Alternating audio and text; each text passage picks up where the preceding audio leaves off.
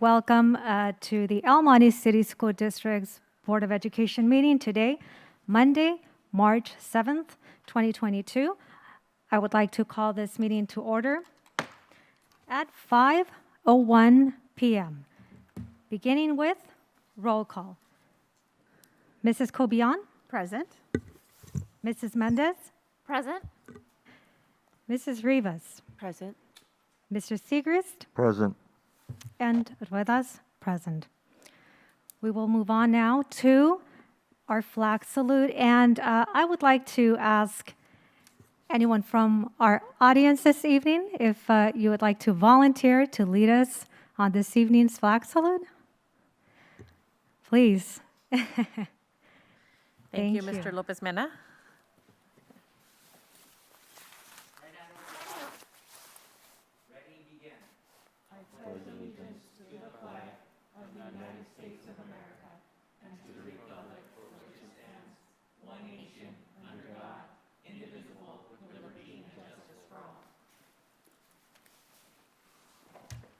Thank you very much, Mr. Mena.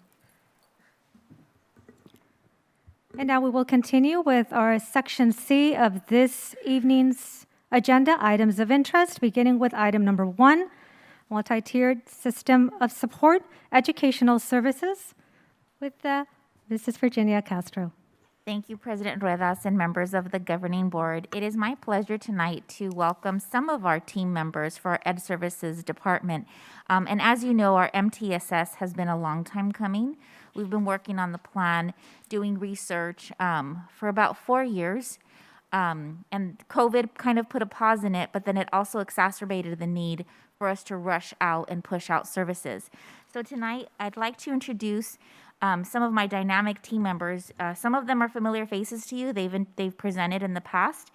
I'm going to start with Dr. Teresa Pinedo, who's our Director of Instruction and Assessment. Mr. Roberto Lopez Mena, who's our Director of Support Services.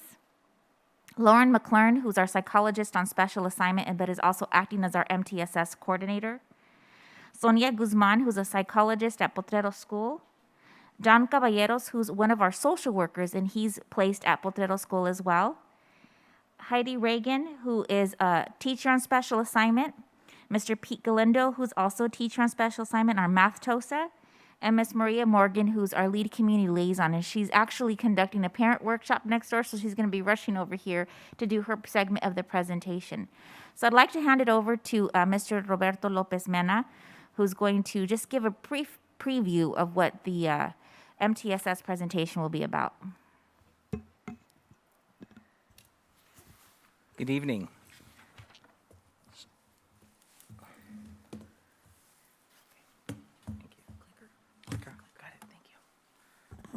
Can you hear me? Yes. Yes? Okay. So good evening. Thank you for allowing us the opportunity to revisit. If you recall, we had a presentation not too long ago regarding MTSS. And now it's my pleasure to share with you what's transpired over 121 days. This is day 121. And this story will be told through numbers. So learning environments are inclusive, equitable, and nurturing to every student. Data drives insights into real, accountable change. Collective efficacy is a catalyst for creating positive change and improving student outcomes. So through creating this presentation, we've realized that there are a few guiding principles that are very important to what we do and what our fabric is as El Monte City School District. These are the 3 main principles.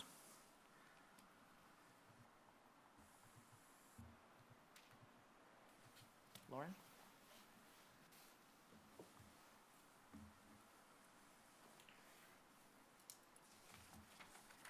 Okay, so our MTSS framework allows us to work smarter, not harder, and here are our overarching actions that we've taken to realign the good work that we're already doing and be more efficient and effective in improving student outcomes. Ooh.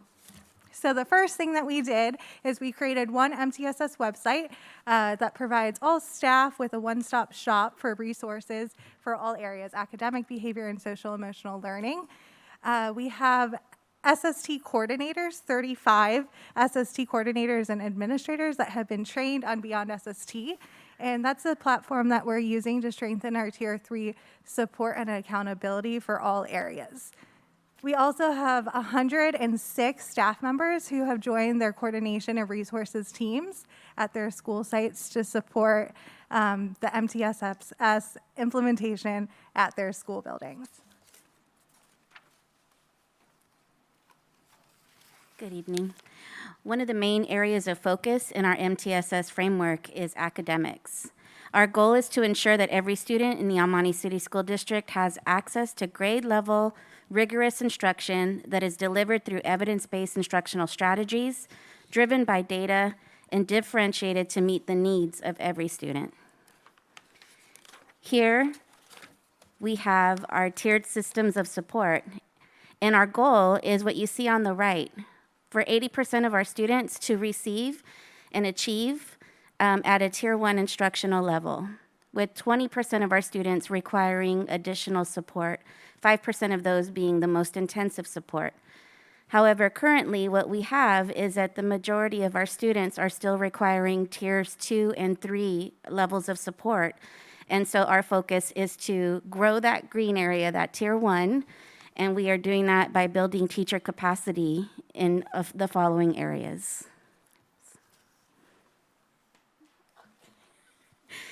Okay, so our focus, to get us to that goal of 80%, our focus is on Tier 1 core instruction.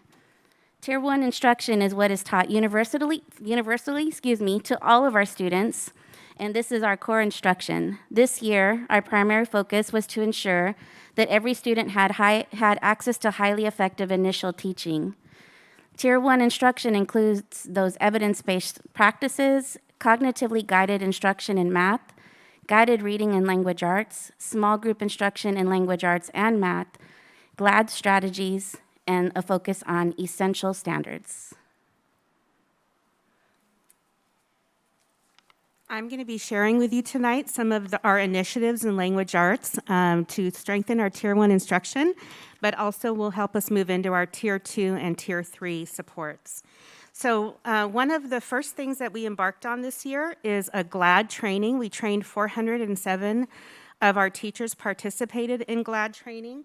GLAD stands for Guided Language Acquisition Design. It is especially helpful for all of our students to acquire the content, but it is impactful for our English language learners and for our long-term English language learners. We strive to give them the supports they need, and this is especially helpful in the science and social studies content areas. This training is not a one and done. It'll take a few years to get through, and we also will be providing coaching cycles for our teachers in these strategies. Basically, it's practical teaching activities and strategies in the area of language acquisition and literacy.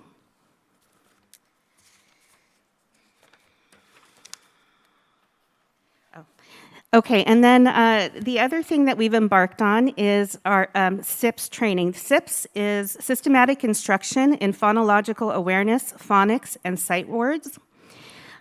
We heard our teachers. Our teachers came to us in the primary and said, we don't have enough supports in the phonics area. We need direct instruction in phonics, and the curriculum we currently have did not engage our students well enough.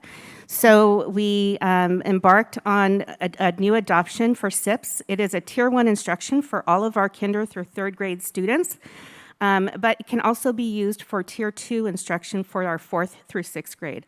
I also am pleased to say that many of our instructional assistants have also been trained in SIPS. They're there to support in the classroom, and so they're able to pull small groups and do additional SIPS support for those students who need it. Another area in language arts that we brought to the district is something called Visualizing and Verbalizing. This is by Linda Mood Bell.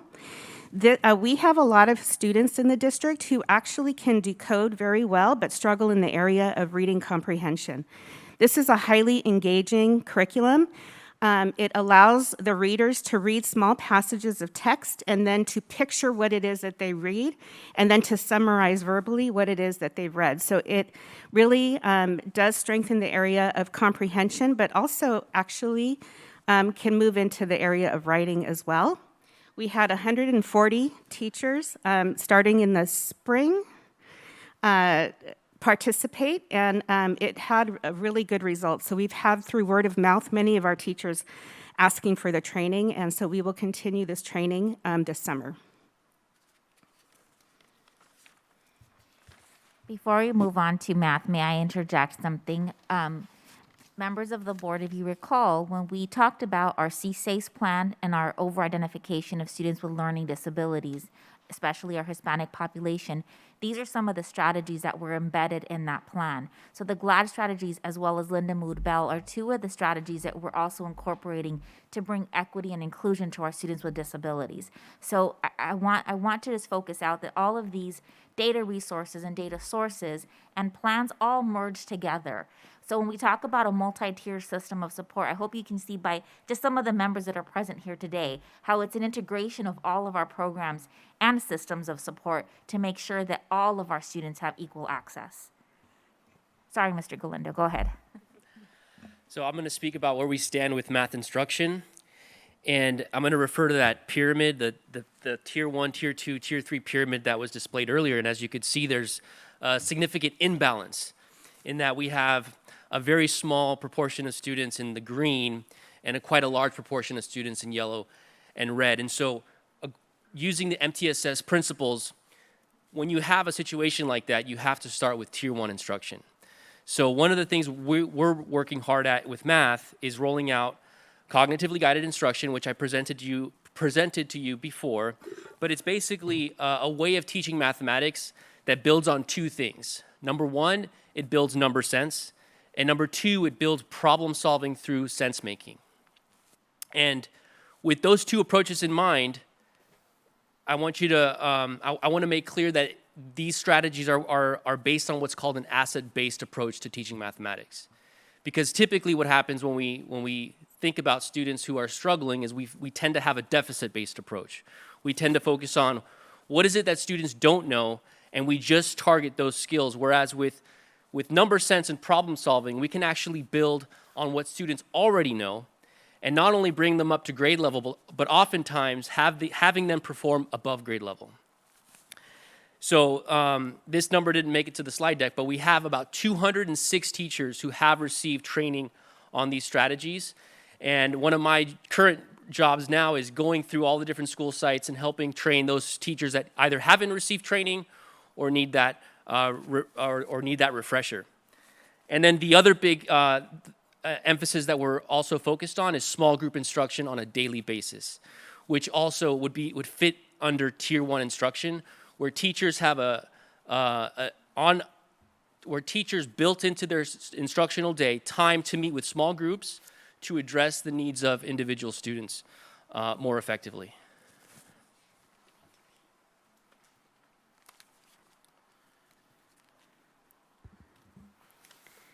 So for our Tier 2 targeted supplemental instruction, this is another area that we did start to focus on this year.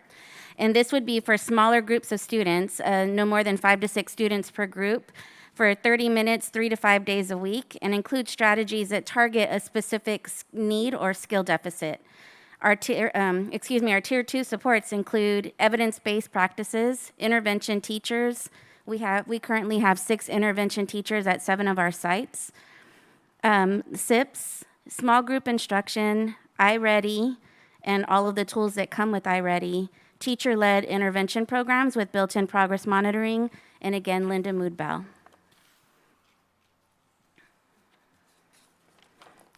576 of our students that have required Tier 2 intervention support have been receiving that with our new intervention teachers this year. And what we have found is that our students are thriving in the intervention groupings.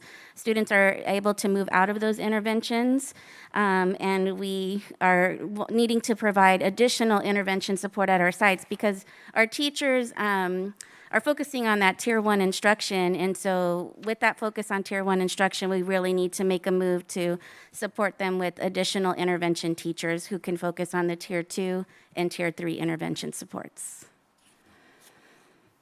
18 of our teachers on special assignment and intervention teachers have been instructed and trained on utilizing AIMSWeb Plus for improved academic progress monitoring. This system here is an additional tool. So we utilize iReady as a diagnostic to give us our initial data. But for those students who require additional support, we can assess them utilizing AIMSWeb Plus, and then it's also a progress monitoring tool. And an area of focus for next year and the years to come, this is a work in progress, is our targeted Tier 3 supplemental instructional support. Again, we will be focusing on evidence-based strategies, again, intervention teachers, but with Tier 3, this is more intensive intervention, and so, we have groups of 2 to 3 students tops in these small groups. They would be receiving 45 minutes to 90 minutes of intervention support daily for 4 to 5 days a week, utilizing our intervention teachers. Again, small group instruction, teacher-led intervention program with that built-in progress monitoring, which is very important, and then supplemental programs to meet the needs of our students. And so again, Tier 3 is still a work in progress. That's going to be our focus for the years to come. But we are strong in our Tier 1 in terms of the professional development that we have been providing and supporting in the classrooms, and we will continue that as well.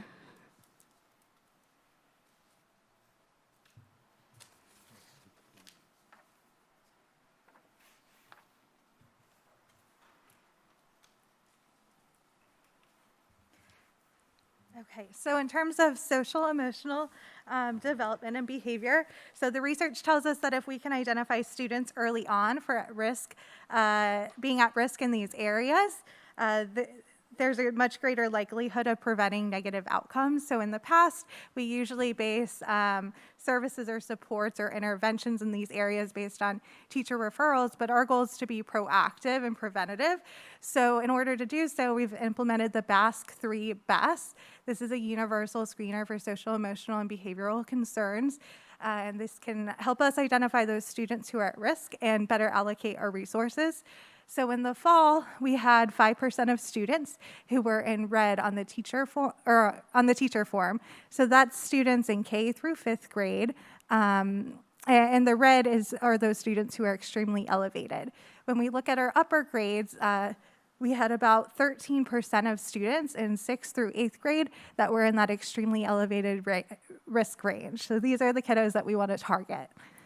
We also looked at our AB 2246 fall survey data, and we had 145 7th and 8th graders that were flagged based on their responses to that survey and required a conversation with either the school counselor or social worker. We also have had over 2,000 student check-ins conducted by our school counselors and school social workers this school year.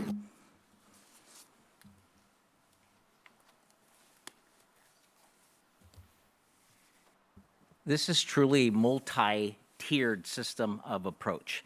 And so with that, we have to ensure that our data is multifaceted as well. And so we take multiple data points, whether it's through a survey, whether it's through an observation. And so the Healthy Kids Survey is one of those components that you are familiar with.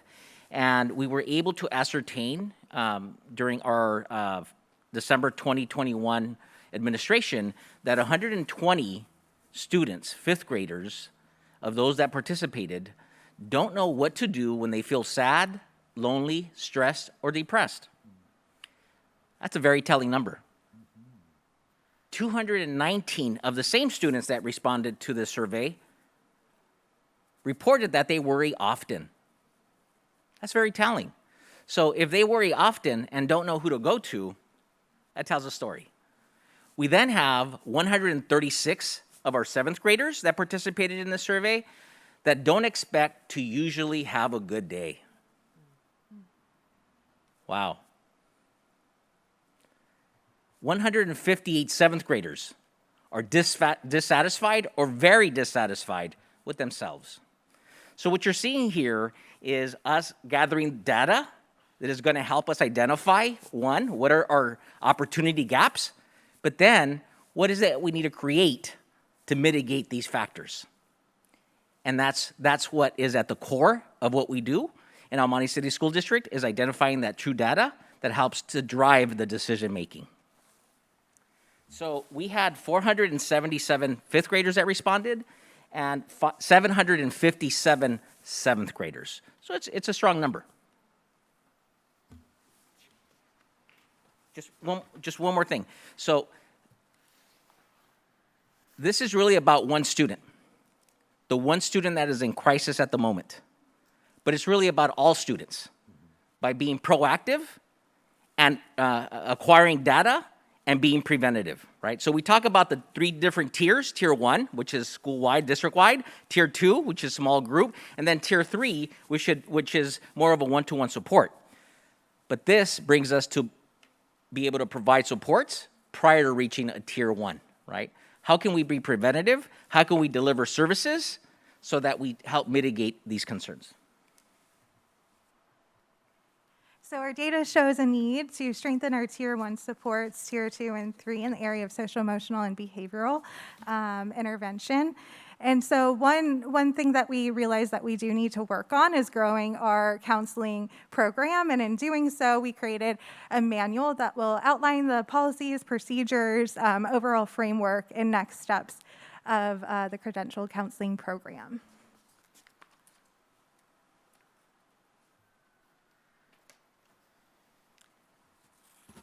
Now, for those of us that have been around in the district for a few years, we've been conducting suicide risk assessments.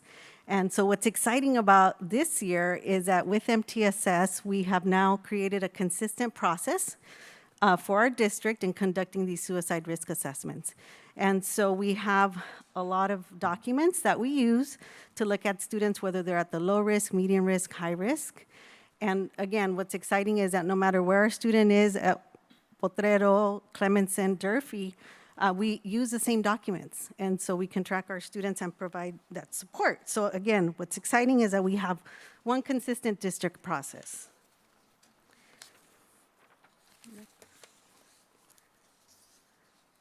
Thank you. And so also what's exciting is that now as we have more support staff, not only us as school psychologists are conducting these suicide risk assessments, but we also have counselors, we have social workers, and 24 have been trained to conduct these suicide risk assessments and to look for those signs of suicide and to do those student reentry procedures, because that is critical for our teams as our students return from being hospitalized, that our teachers are aware, that the support staff that's there for that student is aware, and we can provide those coping strategies. Also, our administrators were provided a brief overview of the student risk assessments.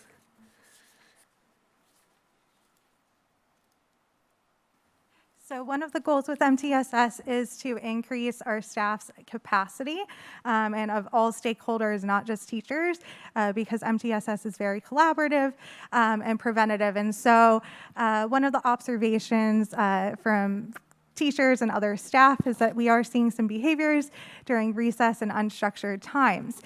So we trained 36 new supervisors on different behavioral strategies that are preventative and proactive to address some of these challenging behaviors during times like recess, and just to empower them to take these on.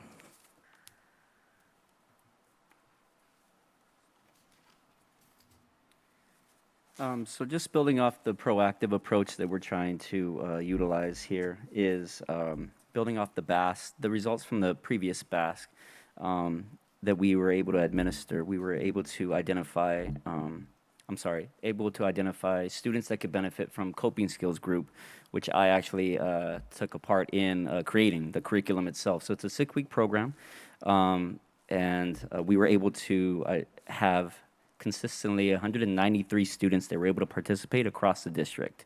So the numbers fluctuate by school, but it is a great number that we were able to reach on a 6-week time frame, but also based on the results, again, from the one that we administered, we will be able to do this again to be able to identify from our students' results who can benefit from the coping skills groups themselves. Thank you so much. So also looking at direct mental health referrals, but also within the school intern counseling that we do offer. We were able to offer various students across the district as a whole of 561 of our students with direct mental health support, either by referral for our partner agencies that we work with, but also with our interns as well. Thank you so much. We've also purchased direct social-emotional books that do help our students learn at their own pace. We've also been able to put them in the libraries where they can check them out themselves. And I've actually been in a MTSS school liaison, a few meetings where my parents actually want to check them out themselves to have more insight. So I think it's great feedback that they give us, but also asking when can we check them out. And so I think it's a great thing that we were able to do for our parents as well to reach them on that level. And then also we as the team itself, we've been trying to do our best to not be just proactive with our students, but also with our colleagues as well. So my colleague, actually, Paola, she actually runs a weekly wellness meditation that I've actually, again, participated in. I think it's great because we're always on the go. And the average is roughly from 6 to 12 individuals of our colleagues that from across the district that are able to participate in just being able to regroup, refuel, even if it's only for 20 or 30 minutes.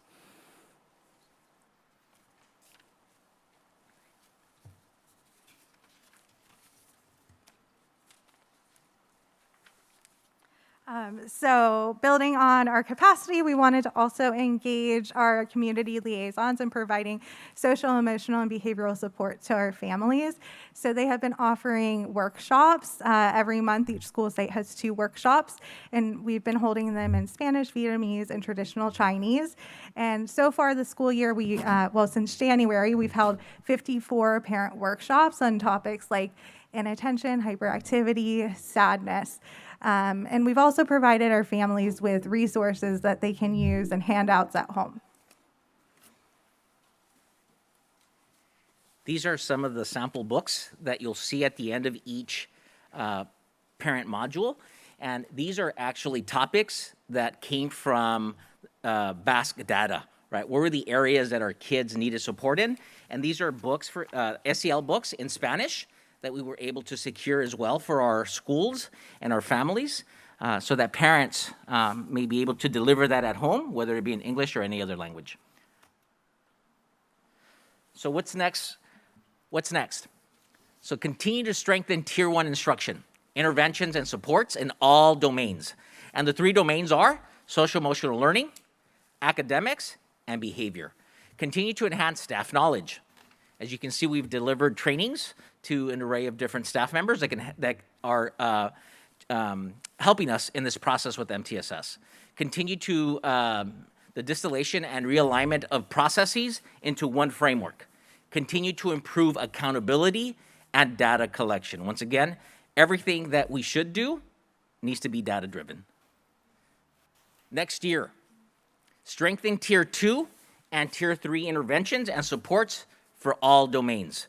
This year's main focus, or foci, have been SEL, social emotional learning, and strengthen our Tier 1 supports. Expand El Monte City's credentialed counseling program to improve mental health support. Enhance staff knowledge. Improve distributive leadership practices to build human capacity. Increase fidelity of implementation. Here, you're going to see for the first time, this has not rolled out, is our parent webpage. And so if I may, I'd like to take you there first. This will be launched tomorrow after you have an opportunity to view it tonight. And what you'll see here are different resources in one location for our families. There's a video here that speaks to what MTSS is. There's a one-pager that you've seen before that speaks to what MTSS is in the Monte City School District, and it highlights the different workshops that have been delivered and will continue to be delivered at each of our schools. And here you see the list of the books for SEL support. I was at Cortada last week, and Angry Ninja was a hit. We had read aloud. And so this is our community resources, and also highlight our Jeff Seymour Family Center, because for a multi-tiered system of support, it's not just what is the school doing, it is what are we all doing to support our kiddos. And this is a webpage that will continue to grow as resources become available. And here is the staff website, which is much more comprehensive, full of resources, descriptions, teams, newsletters, an overview, once again similar to what the parents receive, but you'll see that it goes deeper, right? Definition of the tiers. What does each tier represent? What does it mean? Interventions and support. Here is the framework that walks us through the 3 different tiers and how they vary from tier to tier. So if you don't mind, I'd like to just quickly highlight the difference. So tier 1 is for all students. Tier 2 may increase supports from tier 1, and so there may be an intervention 1 to twice a week. But as you progress into a tier 3, that frequency may increase as well. So it may be 3 to 4 times or 3 to 5 times a week. The intervals may also increase. So instead of a 20 or 30-minute intervention, it may be a 45 to 60-minute intervention. And that's the progression from tier to tier.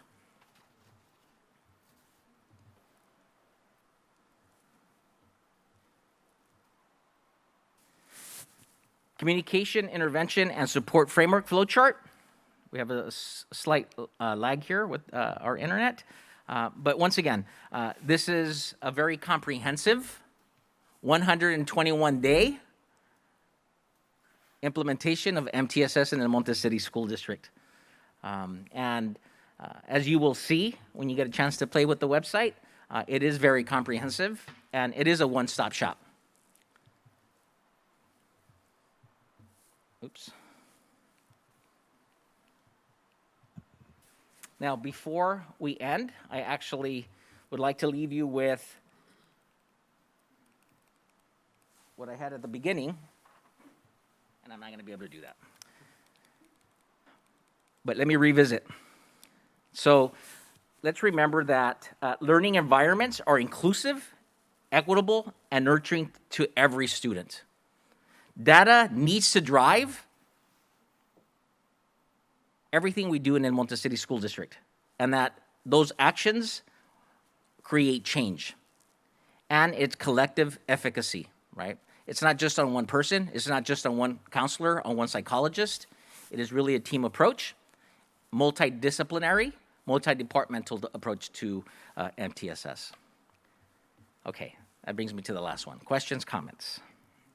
Thank you, Mr. Lopez Mena. And if I may, I just want to acknowledge and thank our team for being here tonight. This is maybe 1/4 of the MTSS team and the work that has happened. And if the board recalls, back in February of 2021, when we first shared MTSS, there was a visual that always comes to mind whenever you have an MTSS presentation, and it's a picture of those 3 little characters, right? And it talks about what is equity. Well, for our team, we've decided that equity means absolutely no fence at all. We're not building stands for some kids to stand on by removing stands from others. That's not equity. Equity is really taking the child as they come to us and identifying if they have a health need. Our nurses staff is not here today, but they're part of the MTSS system as well. If they have trauma, we connect them to one of our counselors or our social workers. If we see that they're not doing well on the BASC or the Healthy Kids Survey, we respond to every child's needs, because our end goal is to educate the child, the whole child. But if there's something that is inhibiting them from being educated, it's our job to remove those barriers. So not even a chain link fence is enough for us. We want to remove that as well to give them full and equal access. So that's how we define equity in the Ed Services Department and in El Monte City School District. We're just a team that gets to work on it hands-on. So acknowledge the work of our team and the presenters here today. Just want to thank you on behalf of Cabinet and the entire district. And I have the privilege of working with them, so I feel a little sense of ownership to them. But But that is truly the work that we're doing. It's about inclusivity for all kids, regardless of the label, regardless of the disability, regardless of the gender, regardless of the gender identification, regardless of the language barriers. That is what truly how we define equity. Thank you so much. And questions, comments, please. Thank you, Ms. Castro, and thank you, Mr. Lopez Mena. I would like to open it up for any questions, comments from the board. I would just like to say thank you. I mean, a wonderful presentation, and thank you for all of the work that you and your colleagues are doing. So it's definitely noticed and felt within the classroom as well. So thank you all for that.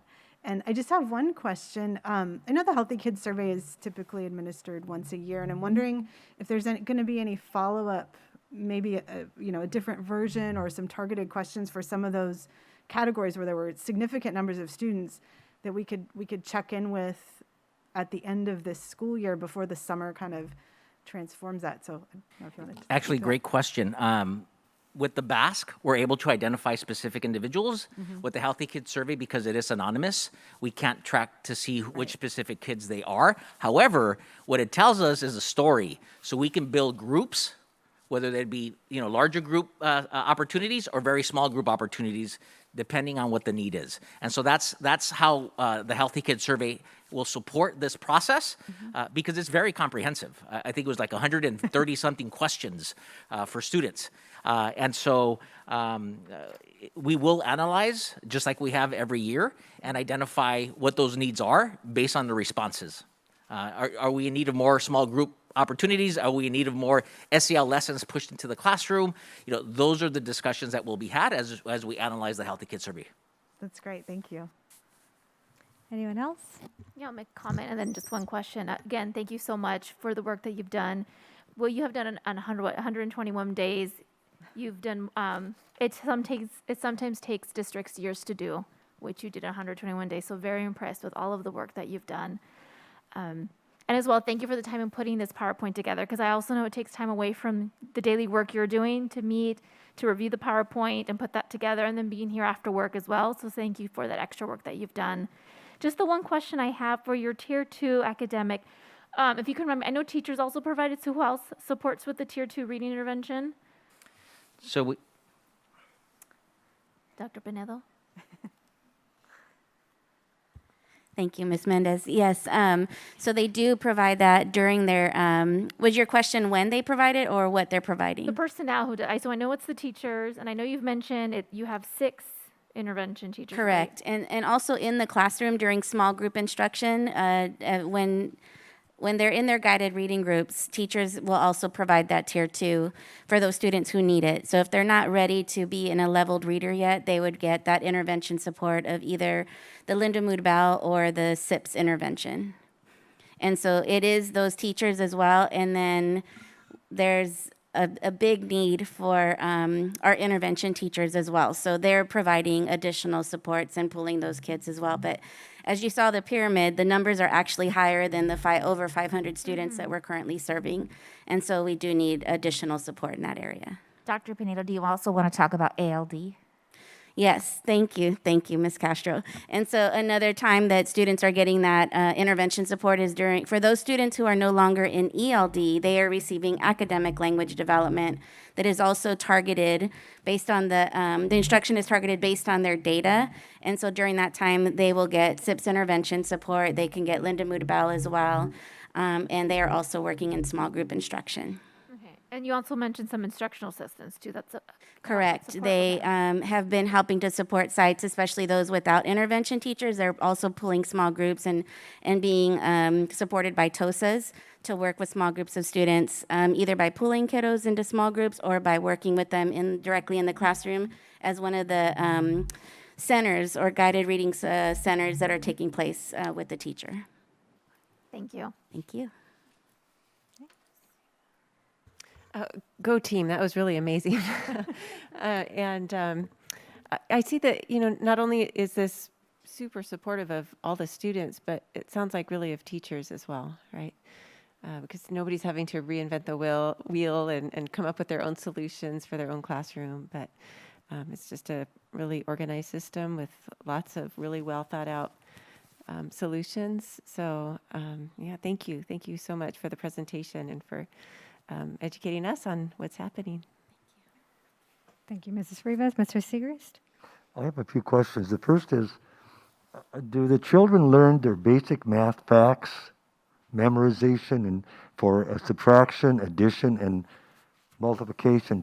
Are they being told that they need to memorize those basic skills to be able to go into beyond where they are? Are they learning the math facts by memory? So the focus is not for them to necessarily memorize their math facts. We want them to understand how to arrive at their math facts. And so that conceptual understanding is really important. Building their number sense is really important. So we are integrating number sense routines into their math lessons. And I'm going to have Mr. Galindo support me in this because he is our CGI guru as well.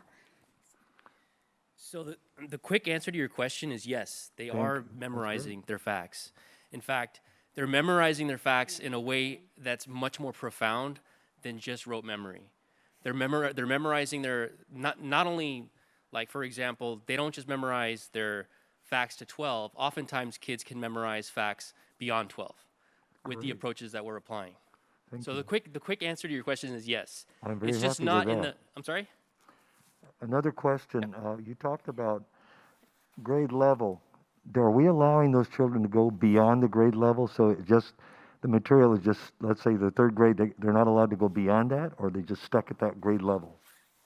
So with the strategies that we're using, oftentimes students can perform well above grade level, and oftentimes use the vocabulary that's above grade level. So yes.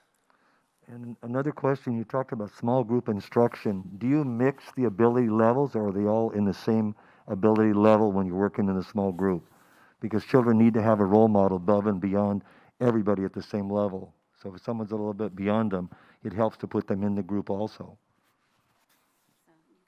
So in a tier 2 setting, as was kind of outlined in the MTSS framework, oftentimes it's a homogeneous grouping. But in a tier 1 setting, it's a little bit more fluid. It could be homogeneous or heterogeneous. It depends on the needs of the students, and also just depends on the daily learning objectives. And final question, if a child accesses mental health services, is anything recorded in their CUME folder, their student folder on that? Is there an entry of any kind? That's a great question, Mr. Siegrist. And so through this process, we are identifying systems. And what you just spoke to is a system that is actually being implemented as we speak, so that anyone that needs to have access to that information within our district, or even when they transition onto another district, can access that information.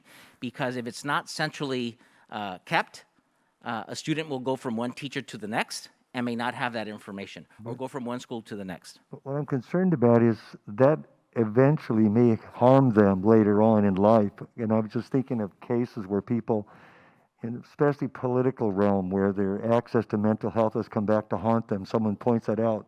I'll give an example. When I was recruited for the CIA, they went all the way back to kindergarten. They were looking at everything that ever was recorded in my background. So I'm just kind of be very careful with that, the kind of entry that goes in that. Thank you. Yes. So we have safeguards with our Aspen SIS system, Student Information System, where it safeguards and only provides access to those individuals that need to have that access. In closing, what a wonderful presentation all of you have done. I'm really impressed with the work that you went into this and the advantages what those children are getting, especially the part of equity. You're not leaving anybody out. Everybody's getting their needs addressed. So I really think you've done a beautiful job. Thank you. Thank you, Mr. Siegrist. And I have to definitely echo on what each and every one of my colleagues on the board has mentioned. Thank you to each and every one of you and the entire team, right, that couldn't make it here today, but for all of the amazing work that you're doing, that difference that you make each and every day for our students. So thank you very much. What a wonderful presentation, MTSS.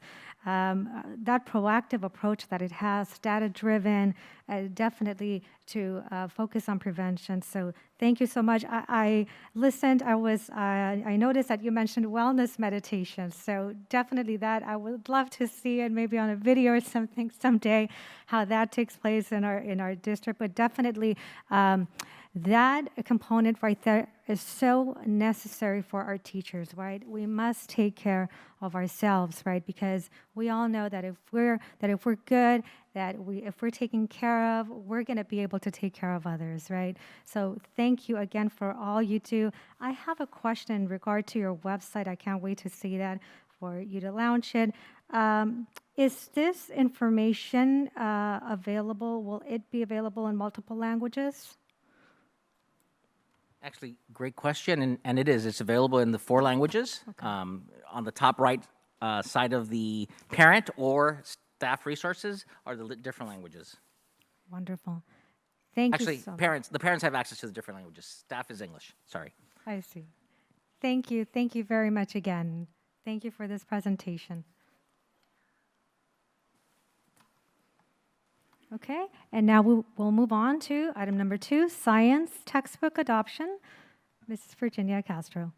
Thank you, President Ruedas and members of the governing board. Again, it's my pleasure to introduce 2 of our colleagues, Mr. Pete Galindo, who is our math TOSA, and Miss Heidi Reagan, who is our teacher on special assignment, and they've been leading the Science Adoption Task Force. So we wanted to bring you an update to where we are and what our next steps are as a district. And while they're setting up, I do want to quote something in regards to MTSS. Mr. Lopez Mena always says, this is a 5-year rollout. So we're still learning MTSS. It's kind of like we were in triage and we were bleeding and we had to put things in place right away. So we're definitely going to perfect these systems. And there's still a lot of gaps that we identify, and our counselors can probably attest that. I hate the saying, I know Steve does too, building the airplane as we fly it. It's so cliche, but I'm sure the counselors would agree. We are building this plane as we fly it this year because we are rolling out our counseling program. So everything that we put in place, we built it as we pushed out. So in 5 years, I'll invite you all because we're going to be presenting at the Long Beach MTSS. I'm going to say that to the universe, and I know our team is going to be there because we will be a model district. So thank you.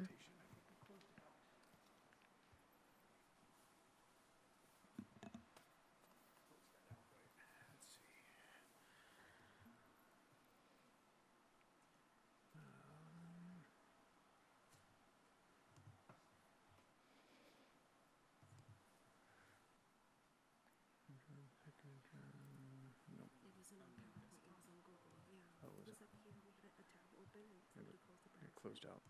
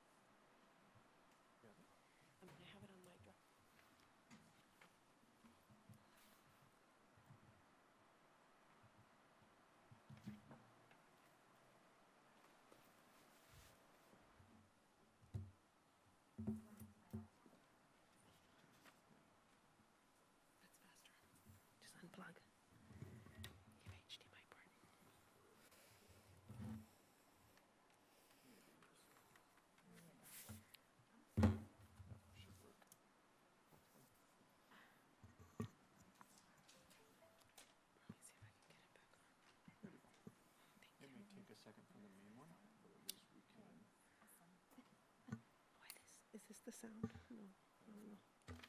Let's try the trigger. Let me see. Okay, let me see if I can get it back over here. Farther along.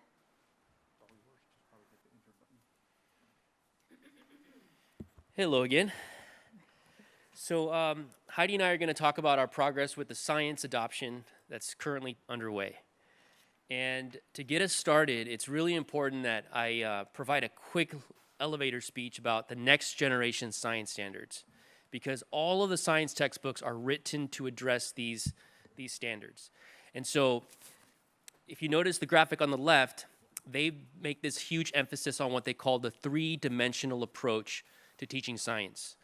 So first in orange, we have the core ideas, and this is how we typically think of science. We've got, earth science, life science, physical science. That's the core ideas. But then on top of that, we add a layer of the practices, which are technically called the science and engineering practices. These are the things that students should be engaged in on a daily basis, regardless of whether they're in kindergarten or 8th grade. They should be asking questions. They should be analyzing and interpreting data. They should be engaging in argument based on evidence.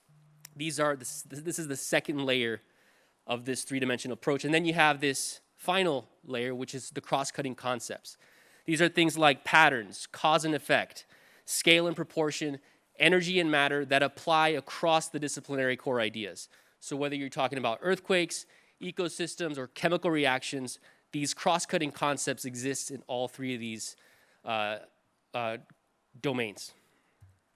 So now, another big emphasis with the NGSS, or the Next Generation Science Standards, is this idea of leading instruction with phenomena. And so I have a couple examples to share with you. Here's an example of a phenomenon that you would open up a unit with.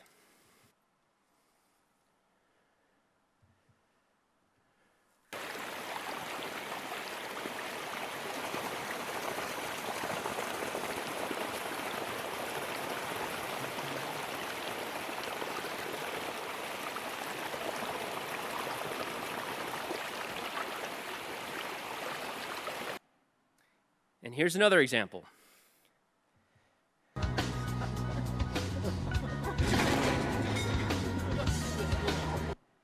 So, as you can see, by leading instruction with a phenomenon like this, it sparks interest, it sparks curiosity, and it engages students in the process of asking questions and explaining what they see. So the teachers harness this curiosity, they harness these questions, and they guide the students through a process by which they reach a formal understanding of the science behind these phenomena.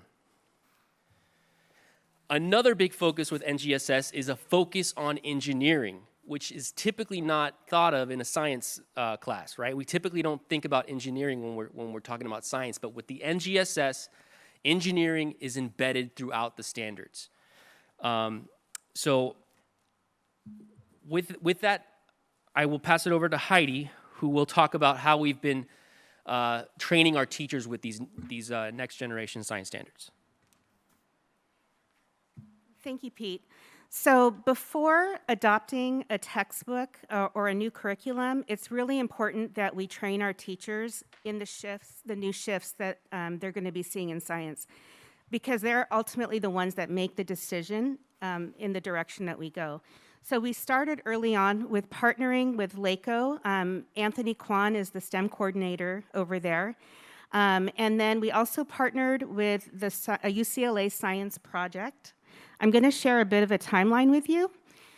We initially began this work early in 2016 when the new NGSS standards came.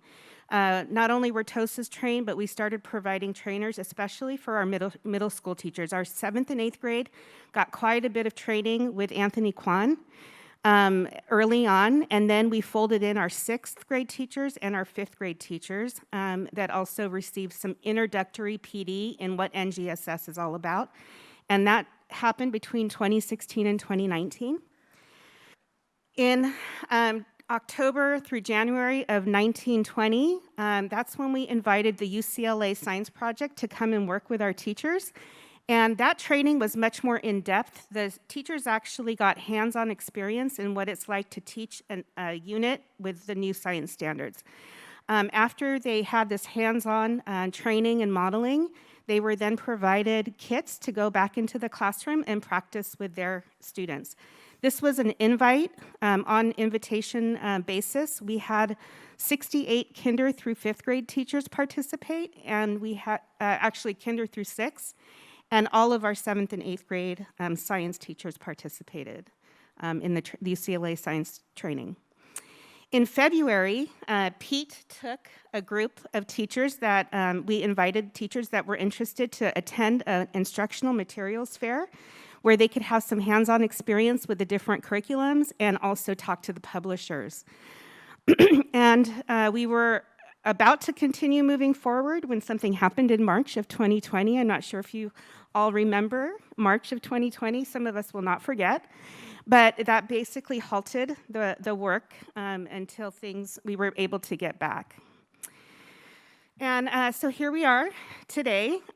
Basically, 21-22, we started in September. We started the task force, and we sent out an invitation to all teachers who would be interested, K-6 and our 7th and 8th grade science teachers, to participate in an adoption committee. And I'm pleased to say that everyone who expressed interest was included in the process, so we were able to take everyone. As you can see here on the board, how many teachers we have. DL, by the way, is dual language, so we have some dual language teachers that are also participating. I'll tell you, we're very pleased with the participants that have come out, because this has been a trying year already. So many changes this year, and so to have this many teachers, participate, it's a lot of time and energy on their part. So we're very excited to have them. Unfortunately, we didn't get a kinder representative on the team, but we do have representatives in all the other grade levels. Okay, now, to talk about a very important part of our process was trying to decide to go what's called an integrated or discipline-specific approach. So California does allow school districts to select between which pathway to take. And so on one hand, you have what's called the discipline-specific approach, where you teach earth science in 6th grade, life science in 7th, and physical science in 8th. And this is traditionally how science has been taught. However, the integrated approach takes the 3 core ideas and kind of interweaves them together. And because that's the model of the NGSS, the California Department of Education actually recommends the integrated pathway. Here's a visual to kind of illustrate how, with the 3-dimensional approach to teaching science, everything is interconnected, right? And so here you see just like the 3-dimensional approach as represented by the science and engineering practices, the cross-cutting concepts, and the disciplinary core ideas. So, but we also went in knowing that this was going to be a very difficult decision for our teachers to make, because for many of our 7th and 8th grade teachers, they have only taught physical science or have only taught life science. So in October, we met for the first time to go over screening tools and to talk about the pre-selected publishers, but also to open up the conversation around which pathway to take. And for the October 6th and the October 13th meeting, we did have support from Mr. Anthony Kwan, the STEM coordinator at LACO, who's done this several times throughout the county, because this has been a decision that's been happening across the county, and it's been very difficult to come to a consensus around. On October 27th, the committee met to determine the NGSS pathway, and prior to that committee making that decision, we did solicit input from all 6th, 7th, and 8th grade science teachers around which pathway to take, and the results were that the committee reached a consensus around proceeding with an integrated approach. And just a few more points on this. So number one is that this was a decision determined by committee members. There are certain school districts that will make the decision outright for everybody, but using the guidance from LACO, they recommended that this has to be a decision that comes from teachers. And so we even had the TOSA from El Monte Union High School District, the science TOSA, who presented on how the pathway we select would impact them, and they assured us that neither pathway would affect the way they teach science at the high school level.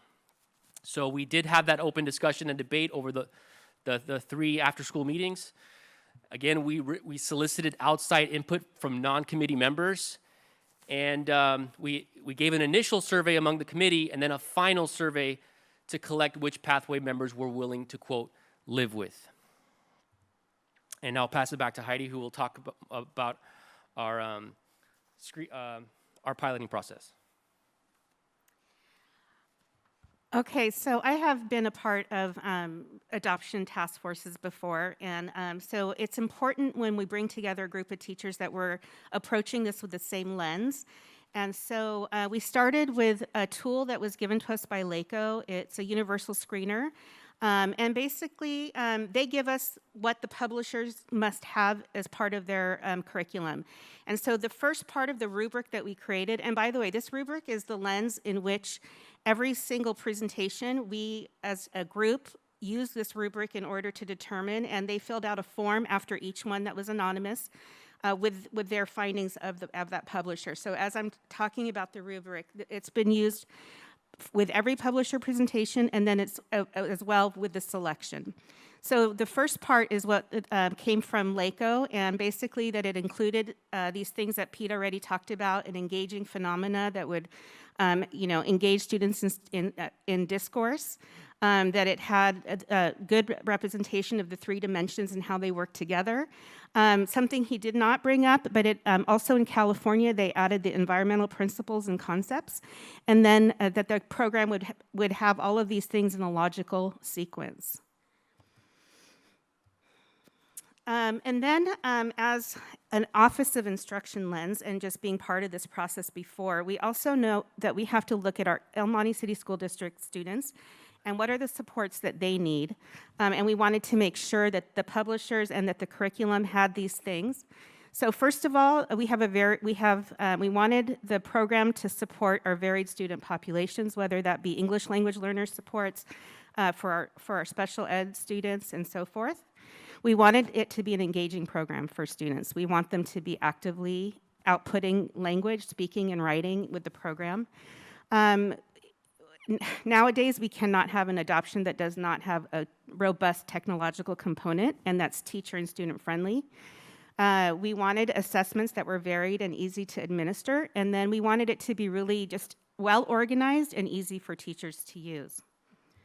On top of that, we invited the committee to come up with what they wanted to include on the rubric. I'm not going to go through all of these things, but here you can see that they also added their list to the form of what they wanted to see in a curriculum.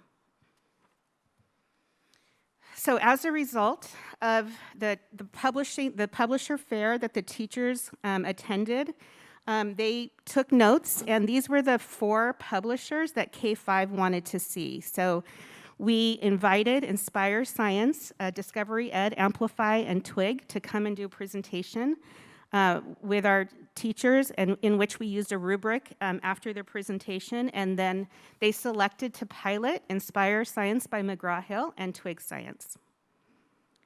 And the same process with our 6th through 8th grade. These were the 4 publishers that were invited to come and present to our teachers. And the 2 that were selected to pilot were Amplify and Elevate. So each of the pilots, they're going to take a chunk of about 5-week period of time, and then they had a short training, a 1-day training, and a time to do some prep work before embarking on the pilots. And here we have again. So this is where we're at right now. So right now, currently, our 1st through 5th grade students are in Twig Science. We were also supposed to be on our 2nd pilot for 6th through 8th, but their training was right when we got back from our winter break, and we did not have subs for them, so we did have to put off the training. So they're going to be a few weeks behind in their pilot. All right, so next steps, obviously proceeding with the pilot, soliciting teacher input as well as parent and community input. In fact, we've set up 4 display tables in the JKB where teachers and community members can peruse the materials of the textbooks that are currently being piloted. And then once those pilots conclude, we will be reconvening with the committee to make official recommendations for your approval. And then once that decision is made, we will begin the work of training and supporting our teachers with not only the adopted textbook, but in implementing those instructional shifts that are required of the next generation science standards. And we will conclude our presentation and ask if there's any questions. Any questions from the board? I just wanted to ask, Yeah. in terms of, is this for the fall to be implemented in the fall? Okay. Anyone else? I just have one question. It looks like the piloted textbooks for, first through fifth are different publishers than the sixth through eighth. And does the team feel pretty confident that it'd be a seamless or good enough transition between fifth to sixth grade? So as long as the textbooks are addressing next generation science standards, as long as they're hitting those practices and the cross-cutting concepts, there should be a seamless transition into the sixth, seventh, and eighth grade. Can I address Yeah. that, Mr. Galendo? So I think as a district, we realize that no publisher, no textbook is perfect. And as long as we're teaching to the standards and what the students need to know, that's the route we have to go. And sometimes we need to supplement what the textbooks lack. But like Mr. Galendo said, as long as they're addressing the next generation science standards, just like our math textbook, our TOSAs had to align, right, to the standards that had to be taught. Our ELA program, same thing. So I think we're standards-based rather than textbook-driven. And I think that's the route that we go as a district. And I'll just add to that, we really did our best to train and inform our teachers on those screening tools. And I will make the comment that the elementary group has a different outlook than the middle school group. And so oftentimes they take their expertise as classroom teachers, and with those screening tools, sometimes they come to different ideas about which publishers are going to best meet the needs of their students. Mr. Siegrist. I have two questions. The first one is this curriculum, does it allow for access on the internet from one's home? Will the students be able to access anything? Follow up, like can the teacher send a lesson and say, okay, here's a lesson, you need to work on it from your home over the internet? Is that possible? Yes, and just like with our prior adoptions, Okay. there's a very robust online component that's accessible from home. Okay. The second one is, if we're bringing in new textbooks, what are we going to do with the ones we're going to dispose of? What happens to those? So we go through an obsolete process, and we have to declare those textbooks obsolete. And we usually have companies that will buy our textbooks, and they pay for the textbooks that we no longer use. But sometimes private schools or charter schools, or I'm not sure how they recycle them, but I know that they resell them. Sometimes districts who can't afford an adoption will buy other textbooks that, like we had to do with our science adoption because it's so old. There are resellers that they will sell the books after we obsolete them and sell it to them. Would any private schools in the area be eligible to receive those for free? I'm not sure what the private schools in the area have adopted, but they would reach out to the resellers. Okay, thank you. Thank you. And I want to invite the board members, if you're interested in perusing our textbook adoption candidates, I guess we should say, please contact Edna, and she can arrange for you to come visit our JKB and look at the materials as well. Wonderful. Thank you, Ms. Castro. Anyone? Okay, great. Well, I just want to thank you so much. We thank you so much for being here and for presenting this to us, which we can't wait for this to be implemented. So thank you so much for all your great work. Thank you. And now we will move on to our next section of this evening's agenda, communications, beginning with item number 1, public comments. Do we have any public comments this evening? No public comments and no written comments have come forward. Wonderful. Thank you, Dr. Garcia. Moving on to item number 3, board member communications, beginning with Mrs. Kobian. Thank you.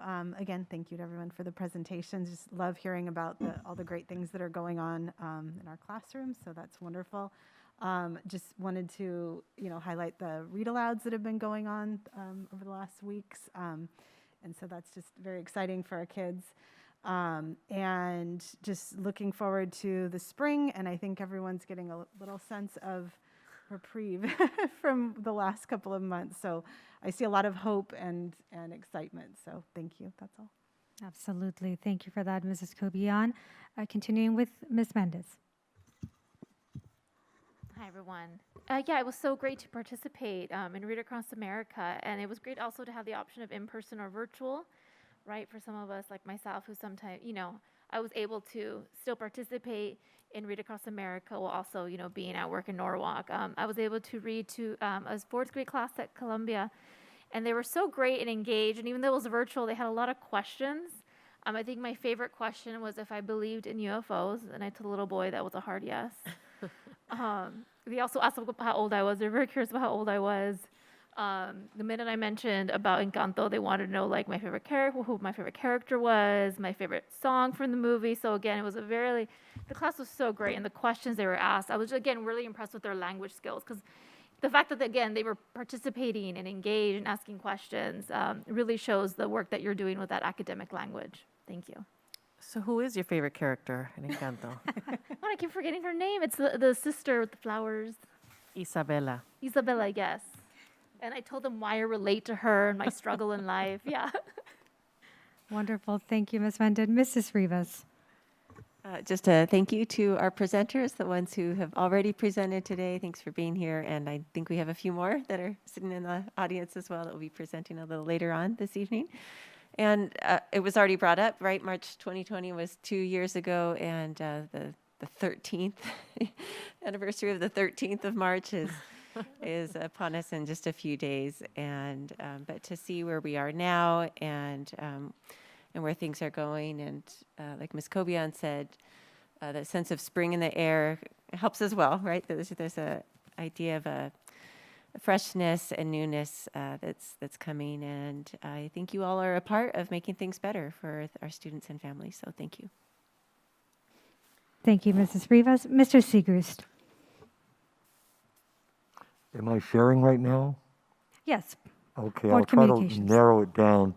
Number one, some of you may know, some of you obviously do know about Boys State and Girls State.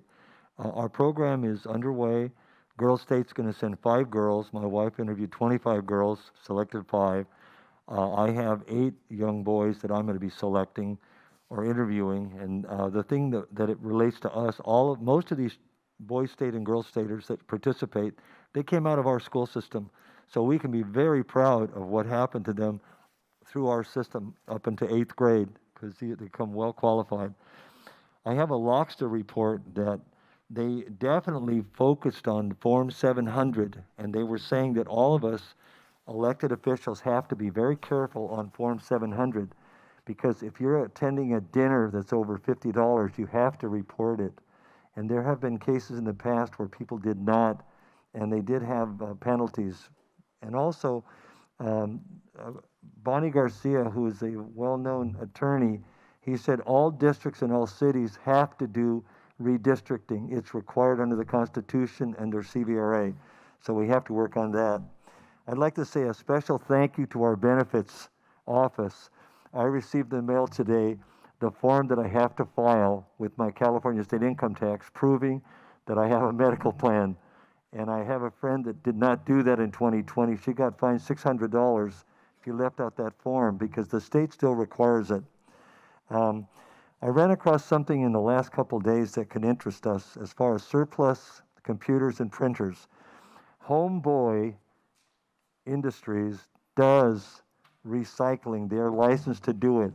And I would encourage us to look into Homeboys and Homegirls, because it's an organization by Father Boyle that, in a sense, I hate to use the word, recycles gang members, and they have turned out wonderful results. They actually remove tattoos, they teach them how to get into business, and they saved a lot of lives. So I would hope that we would consider, and they do pick them up, by the way. They pick up the computers and printers and so on.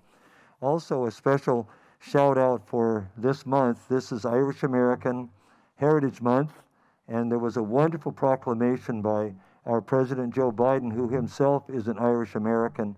I encourage you to go on the internet and look up the proclamation, because the Irish Americans are very important. 21 presidents have been Irish Americans. Another one is there are a number of retired teachers that say they'd like to come and volunteer in our classrooms. They're all vaccinated. They've had even the 3 vaccinations. They'll be willing to be tested before they go in. And it's an opportunity for us. Also, a mother who lives next to Wright School across the street, she's very concerned about her autistic children. She said, we need something for the children in the summer, because the autistic children need some summer program for them. And finally, Are we online, by the way, at our meetings? Because the high school board meetings are online. Are we online?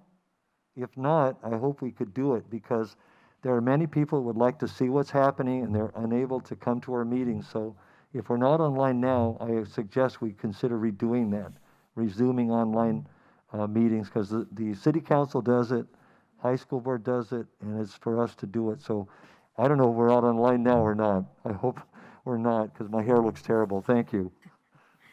Thank you, Mr. Siegrist. As for me, I just would like to highlight that I attended the Rio Vista, so thank you to the Rio Vista Roadrunners. I had the opportunity to also participate in the Read Across America and just celebrate the joy of reading. As we all know, today they are the readers, but they're tomorrow's leaders. And definitely they are the leaders of this country. They are the leaders that we look up to. So thank you very specially to Ms. Finke's 4th and 5th grade class. And as you mentioned right now about meditation and wellness, we were able to engage in a wellness and some sort of a meditation type of exercise with it, which they enjoyed. And this month, just to add to that, we celebrate National Nutrition Month. So I was able to share a book on the best practices on choosing our healthy foods, right? And to stay away from certain foods, although they're delicious. But also moving on to what we celebrate this month, I would like to also highlight that this month we celebrate National Social Workers Month. So thank you to all of our social workers for all of the amazing work that they do, especially those, our El Monte City School District family. Also, we celebrate and we acknowledge as we celebrate National Women's History Month, and I want to also acknowledge and celebrate all of the amazing women from our family, from our district, for all of the work that they do, the difference that they make in our district and in the lives of our students. So with that, I'll continue now on to our closed session. Item number 1, closed session items concerning labor negotiations discussed pursuant to Government Code 54957.6. We'll be right back. Thank you. Thank you for explaining to me about my iPhone and the use of the word call. It works. Pursuant to Government Code 54957.6, no action was taken. We will move on to our approval of minutes. Consideration of approval of minutes for the February 15, 2022 meeting. Is there a motion? I'll make the motion to approve. Thank you. And motion by Mr. Siegrist. Is there a second? I'll second. Second by Ms. Mendez. Any discussion? Hearing none. All those in favor, please say aye. Aye. Aye. Any opposed? Can I abstain? One abstain by Mrs. Cobian. With that, motion carries. Moving on to Section H, public hearing. Presentation of CSCA and its Chapter 10 initial proposal to reopen negotiations for the 2021-2022 school year. The Educational Employment Relations Act, specifically Government Code Section 3547, requires that all initial proposals of the exclusive representative and the district which relate to matters within the scope of representation be presented at a public meeting of the governing board. In large part, the purpose of this sunshining requirement is to inform the public about the issues to be negotiated, to afford the public a full opportunity to express their views on the issues, and for the public to know the positions of their elected representatives. CSCA and its Chapter 10 has presented their initial proposal for the 2021-2022 reopener negotiations with the El Monte City School District. Is there anyone at this time who wishes to comment on the district's initial proposal?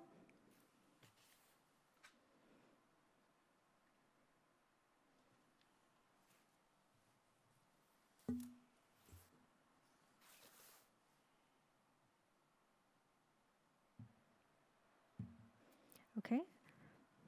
Seeing no one, we will close at 6:35. So is there a motion to adopt CSCA and its Chapter 10's initial proposal for negotiations with the El Monte City School District? I'll move. Thank you, Mrs. Cobian. Is there a second? I'll second. Thank you, Ms. Mendez. Any discussion? All those in favor, please say aye. Aye. Aye. Any opposed? Hearing none, motion carries. Okay, moving on to our Section I, Action Consent Agenda. Do we have any board members that have any items they would like to pull at this time? Mr. Siegrist. Item number 2. Number 2. Okay. Is there a motion to approve the action consent agenda minus item number 2? I so move. Thank you, Mrs. Rivas. Is there a second? I'll second. Thank you, Mrs. Cobian. Any discussion? All those in favor, please say aye. Aye. Aye. Any opposed? Hearing none, motion carries. So now, Mr. Siegrist with item number 2. Item number 2 was the one I'm talking about. Yes, I was so happy to see the Vision to Learn visual screening, which is wonderful for our children. And I have a question. If they do detect a problem of vision, is there a follow-up like with the Lions Club or someone to help them get glasses? It's actually better than that because they're helping us with being able to provide the glasses. So initially, they're screening all children. If the students need additional screening, right, because they detect something, that there's going to be a follow-up, and then there's the opportunity to also provide them with eyeglasses. Thank you. Wonderful. Yeah. Thank you, Mr. Siegrist. Do we have a motion to approve item number 2? I'll make the motion to approve. Thank you, Mr. Siegrist. Is there a second? I'll I'll second. second. Thank you, Mrs. Cobian. Any discussion? All those in favor, please say aye. Aye. Any opposed? Hearing none, motion carries. Moving on to Section J, actions of today's agenda. Beginning with item number 1, consideration of approval of purchase orders. With that, Mr. Herrera. Thank you, Board President Ruedas and members of the Governing Board. Before you is the purchase order report for the month of February, 176 purchase orders totaling $494,000. I do want to highlight a purchase that we have with the Pacific Palms Resort, a reservation fee. You have the invite, I believe, on your desk for the annual Parent Involvement Academy that's happening later this week on Friday. So we're pleased to have that secured. And we've also set up some transportation for any parents that are looking to get some free transport, jump on a bus for this Friday. With the price of gas being what it is per gallon, that might be a good opportunity for some of our families to jump on, or if they don't have a mode of transportation, we'll be setting that up for our parents as we have done in prior years, so they have a mode of transportation to get to the facility and the venue and back. Perfect. Thank you, Mr. Herrera. Do we have a motion for item number 1? I'll move to approve item 1. Thank you, Mrs. Cobian. Is there a second? I'll second. Thank you, Ms. Mendez. Any discussion? All those in favor, say aye. Aye. Aye. Any opposed? Hearing none, motion carries. Moving on to item number 2, consideration of approval of the 2021-2022 second interim financial report. Mr. Herrera. Thank you. Our budget director, our director of fiscal services, Ms. Margaret Lam, will be providing the board an overview of the second interim financial report included in the board agenda. It's a 154-page document, but Ms. Lam will do us a favor of summarizing what that extensive document means in a very presentable manner to the board. So go ahead, Margaret, and take it away. Okay. Good evening, board members, Superintendent Garcia, members of the cabinet, and members of the public. Tonight, I'll be presenting the district's 21-22 second interim report. So the first slide is just some of the common acronyms that we'll be talking about during the presentation. And then before we start on the details of the second interim, let's first look at where we are in the budget cycle. Last December, we presented the first interim. After that, in January, the board reviewed the audit report, which formally closes the 2021 fiscal year. Also in January, the governor released its 22-23 January proposal, which impacts the assumption that we used to build the second interim report that is before the board tonight. So what's the interim report and why do we do it? AB 1200, it was created so that the district could adequately ensure that we would be meeting our financial obligation, not just in the first year, but in the second year as well. And in order to make sure that the district does that, all of the school districts across California are required to at least do two interim certification every fiscal year. Tonight, what's before the board is the second interim report, and it's being submitted with a positive certification, meaning we're basically certifying that we would end the year with a positive fund and cash balance that we could meet our financial obligation, not just for this year, but until 23-24. So the district typically receive two types of resources. The unrestricted resources, these are the resources whose use are not specific, is not subject to specific constraint, and may be used for any purpose not prohibited by law. And then we also have the restricted resources. These are the resources that we have from federal, state, and local sources, and it needs to be used for a specific purpose as set forth by statute or by the donor as a condition of receipt. So the district does have other funds outside of the general fund. It's just that the general fund accounts for majority of the district's revenue and expenditure. This slide shows you the different types of funds that the district do have. It does show that the 21-22, we are projecting a spending deficit. These are partially due to resources received in the prior year that we're not using until 21-22. So the next slide shows us the overall revenue summary with LCFF, or the local control funding formula, accounting for 55% of the total revenue. This percentage is artificially low compared to prior years since the 21-22, the district receives additional funding in both federal and state resources that makes our total revenue pot a little larger than normal. Maybe not so little. And then 28% is coming from federal revenues, which includes child nutrition, Head Start, and the other federal categorical programs such as Title 1 through 4. It also includes the one-time federal resources like ESSER, connectivity, and COVID testing grants.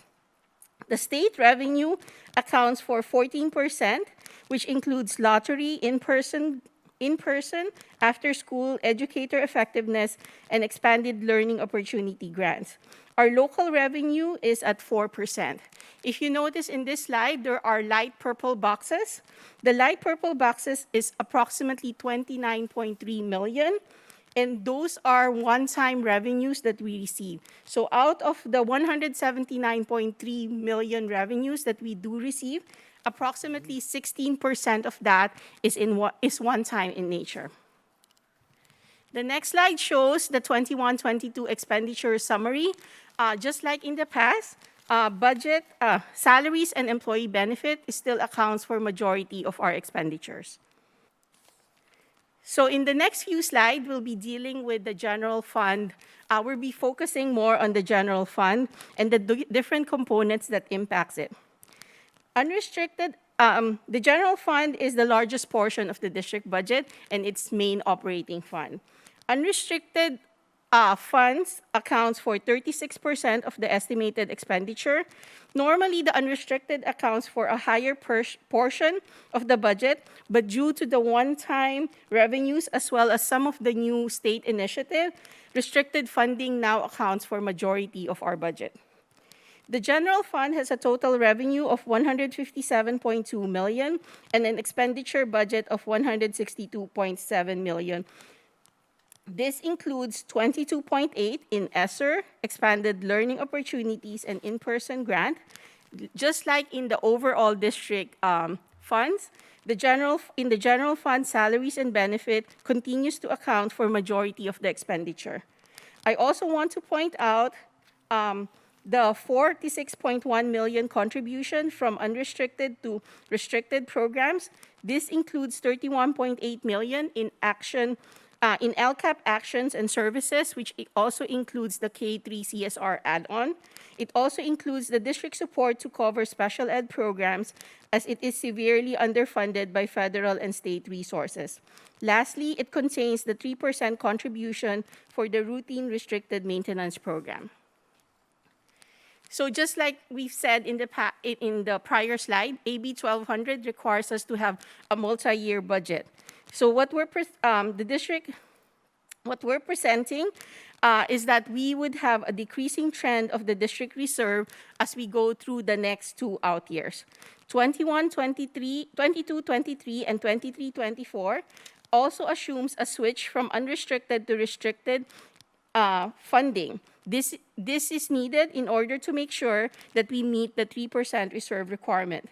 The district, as it addresses its structural deficit, the district continuously looking and trying to redesign program to make sure that we would have a sustainable program for our students. So the next succeeding slide, we will see the different factors that impacts the district finance. This is a familiar slide. These are the enrollment trend. As we look ahead, we still project a declining enrollment. Just like in the first interim, we're seeing a 4.2% decline, which is a 322 student decline from 2021. The out years enrollment estimate assumed that we would go back to the 3% decline range, and it does not include any possible increase in the TK or transitional K enrollment beyond our existing trend.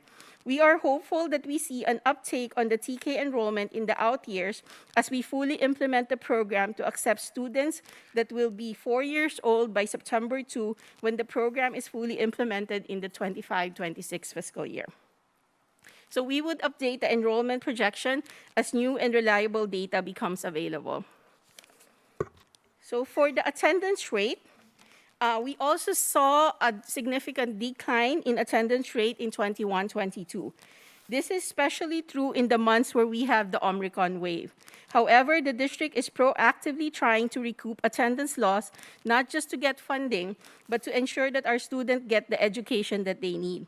One of the ways we are doing it is through the Saturday school.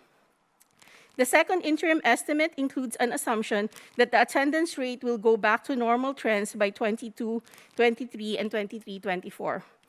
It is also important to note that school districts across the state is experiencing the same issue. As such, there is a number of proposals how funded ADA will be calculated in the future. There's probably like 4 to 5 proposals out there in the state level, and we're not entirely sure on which would get enacted into law, but we're continuously monitoring this development, and we would update the estimate as the attendance rule change. I think the consensus would be there's going to be a change. It's just that what changes it is, we're still uncertain.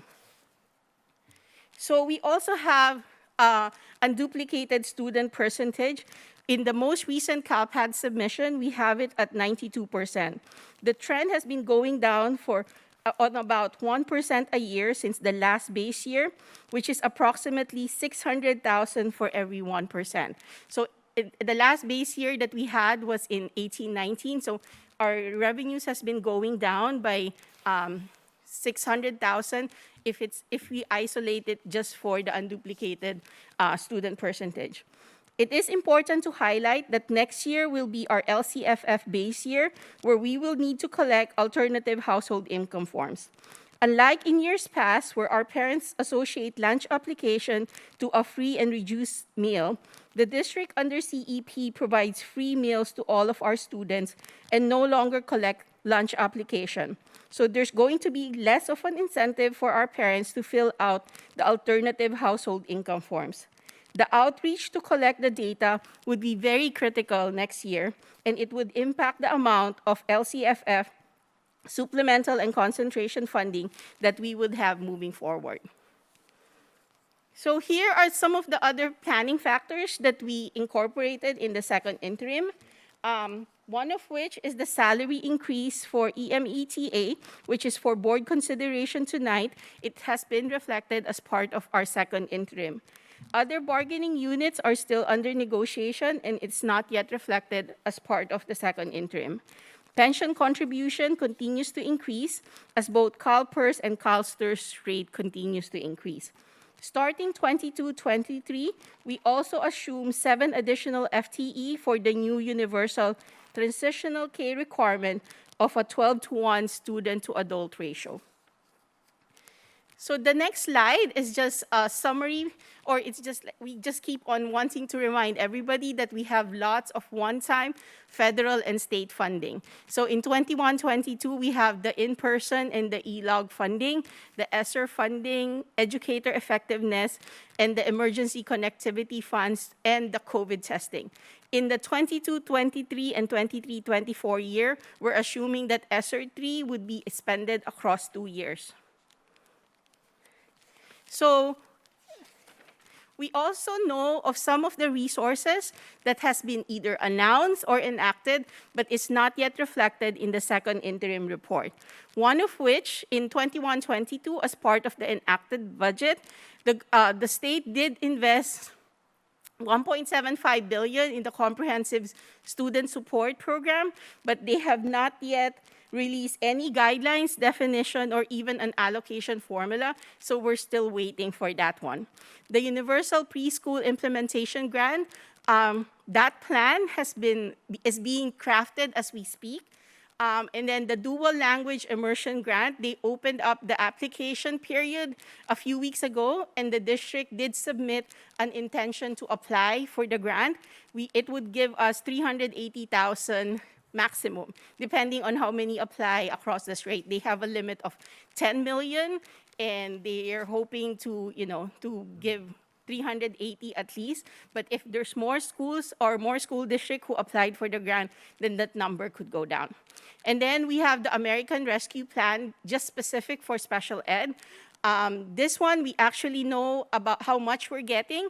It's just that we're still crafting the spending plan, so we have not yet reflected it in the second interim. Another thing that are not yet reflected in the second interim is some of the 22-23 Governor January proposal. So for the Universal Transitional K, the state is investing $383 million for an additional allocation for transitional K student. That's approximately $2,813 per TK student. But it's still, there's some rumor out there on how they're allocating it, but unless it's into law, we could not reflect it in the second interim. There's also the proposal of the rolling 3 years ADA, or the enrollment proposal for the funded ADA portion. As I've mentioned in the prior slide, there's probably like four or five proposal out in the state level, and we're not entirely sure on what proposal is going to get enacted into law. We did some modeling of like what a rolling 3-year average would be. So it's probably going to give us like 250 to around 500 ADA more. So we're hopeful that that actually gets into law. There's also the additional ELOP funding that the governor announced in his January budget. They're investing $3.4 billion in ELOP funding, which could translate to $12 million for the district. We're also, trying to monitor on the development on that, because that's a big chunk of there's a big funding for us to use for some of our initiatives. So, just like how we said in the past, I think when we started in June, that this is not your typical budget. And this trend continues on into the interim reports. So like the resources that we actually have this year, you could almost categorize it into 3 categories, major categories. You'll have your core LCFF base, you have your LCAP, and you have your categorical programs.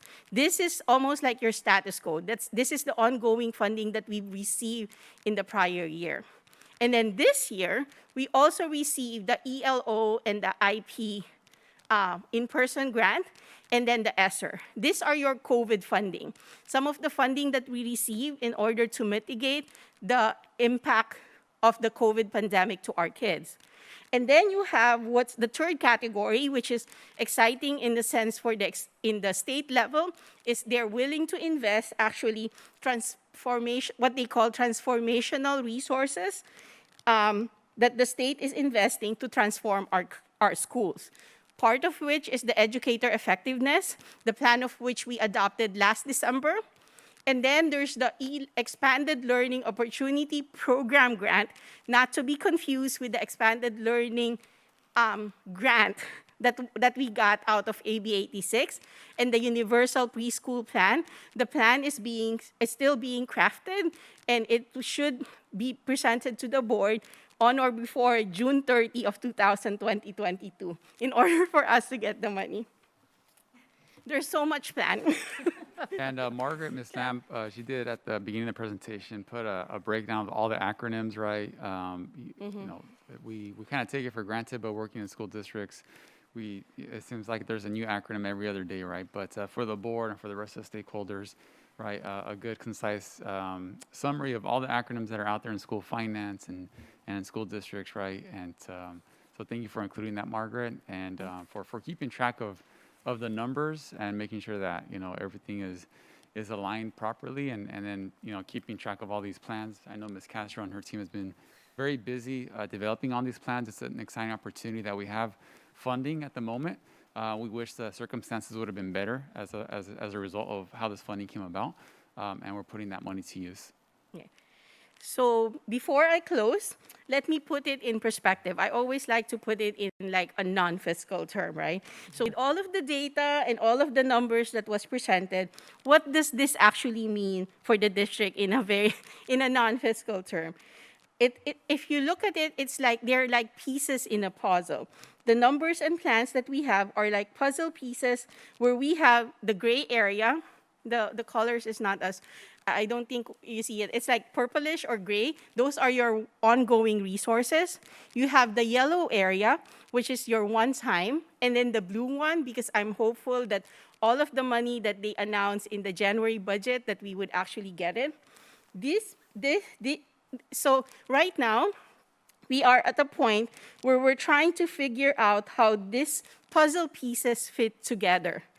Just like Van Gogh once said, great things are done by a series of small things that are brought together. These puzzle pieces combined together are a series of small things that will form a picture of the great things that we as a district hope to achieve. So hopefully by June, we'll have all of those pieces all neat and tied up so that the numbers actually would reflect the priorities that the district have and its aspiration. So the next step, the second interim is for board certification. It's up for board certification tonight. We're waiting for the governor's announcement of his revised budget in May, and the 22-23 local control accountability plan, and the budget would be presented in June. And then, so that ends my presentation. So if you have any questions. Thank you very much, Ms. Lamb. Does the board have any questions?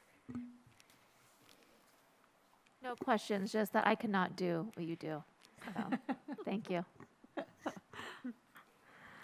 I'll second that, Ms. Mendez. Absolutely. No, thank you. Thank you for an amazing presentation and for leaving us with this.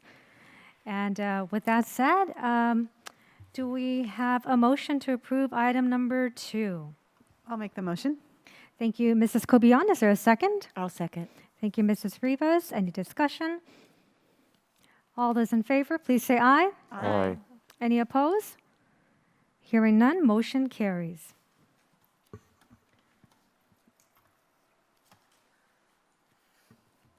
Moving on to item number 3, consideration of approval to adopt Resolution 21-2222, authorizing the issuance of the El Monte City School District's 2022 General Obligation Refunding Bonds. Mr. Herrera. Thank you, Board President Reda. So before the board is a resolution to refinance some of our existing voter-approved debt. We gave a little bit of a presentation, a breakdown at the prior board meeting discussing this. This resolution will allow us to officially ask the County Board of Supervisors to get the authorization so we can get everything in order to pursue with the refinancing. We've started parts of the refinancing last week. We met with Standards & Poor's credit rating analysts to hopefully get an improved credit rating. So when we go out to issue new debt, which would be the next resolution on the agenda, we can get the best cost of borrowing. Now, this resolution will authorize us to refinance approximately $29 million, roughly, of voter-approved debt, and it will result in an estimated savings, present value accounted for, of $1.5 million to taxpayers of El Monte.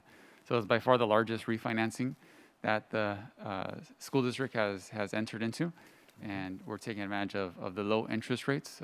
Well, I'm sure they'll only be this low for a period of time as we're seeing them increase. So with this authorization, district administration will proceeding with the refinance. Does the board have any questions? Okay, is there a motion to approve item number 3? I move to approve item 3. Thank you, Mrs. Rivas. Is there a second? I'll second. Thank you, Ms. Mendez. Any discussion? All those in favor, please say aye. Aye. Any opposed? Hearing none, motion carries.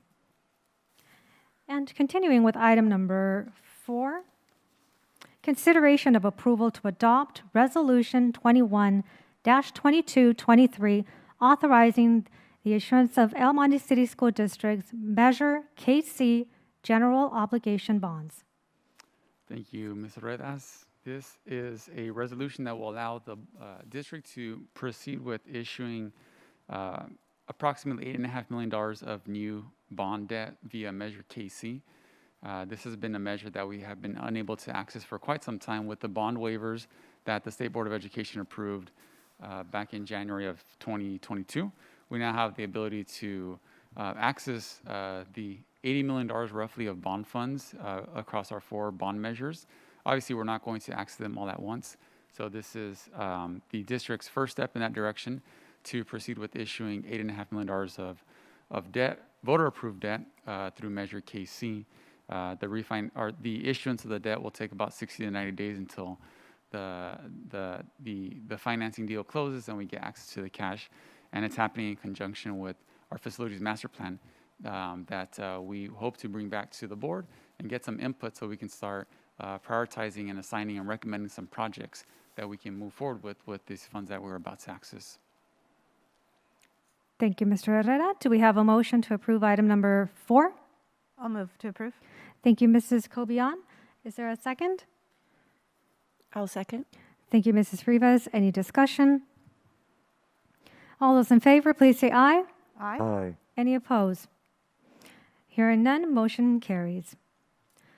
Item number 5, consideration of approval to adopt Resolution 21-2218, proclaiming April 2022 as Autism Awareness Month.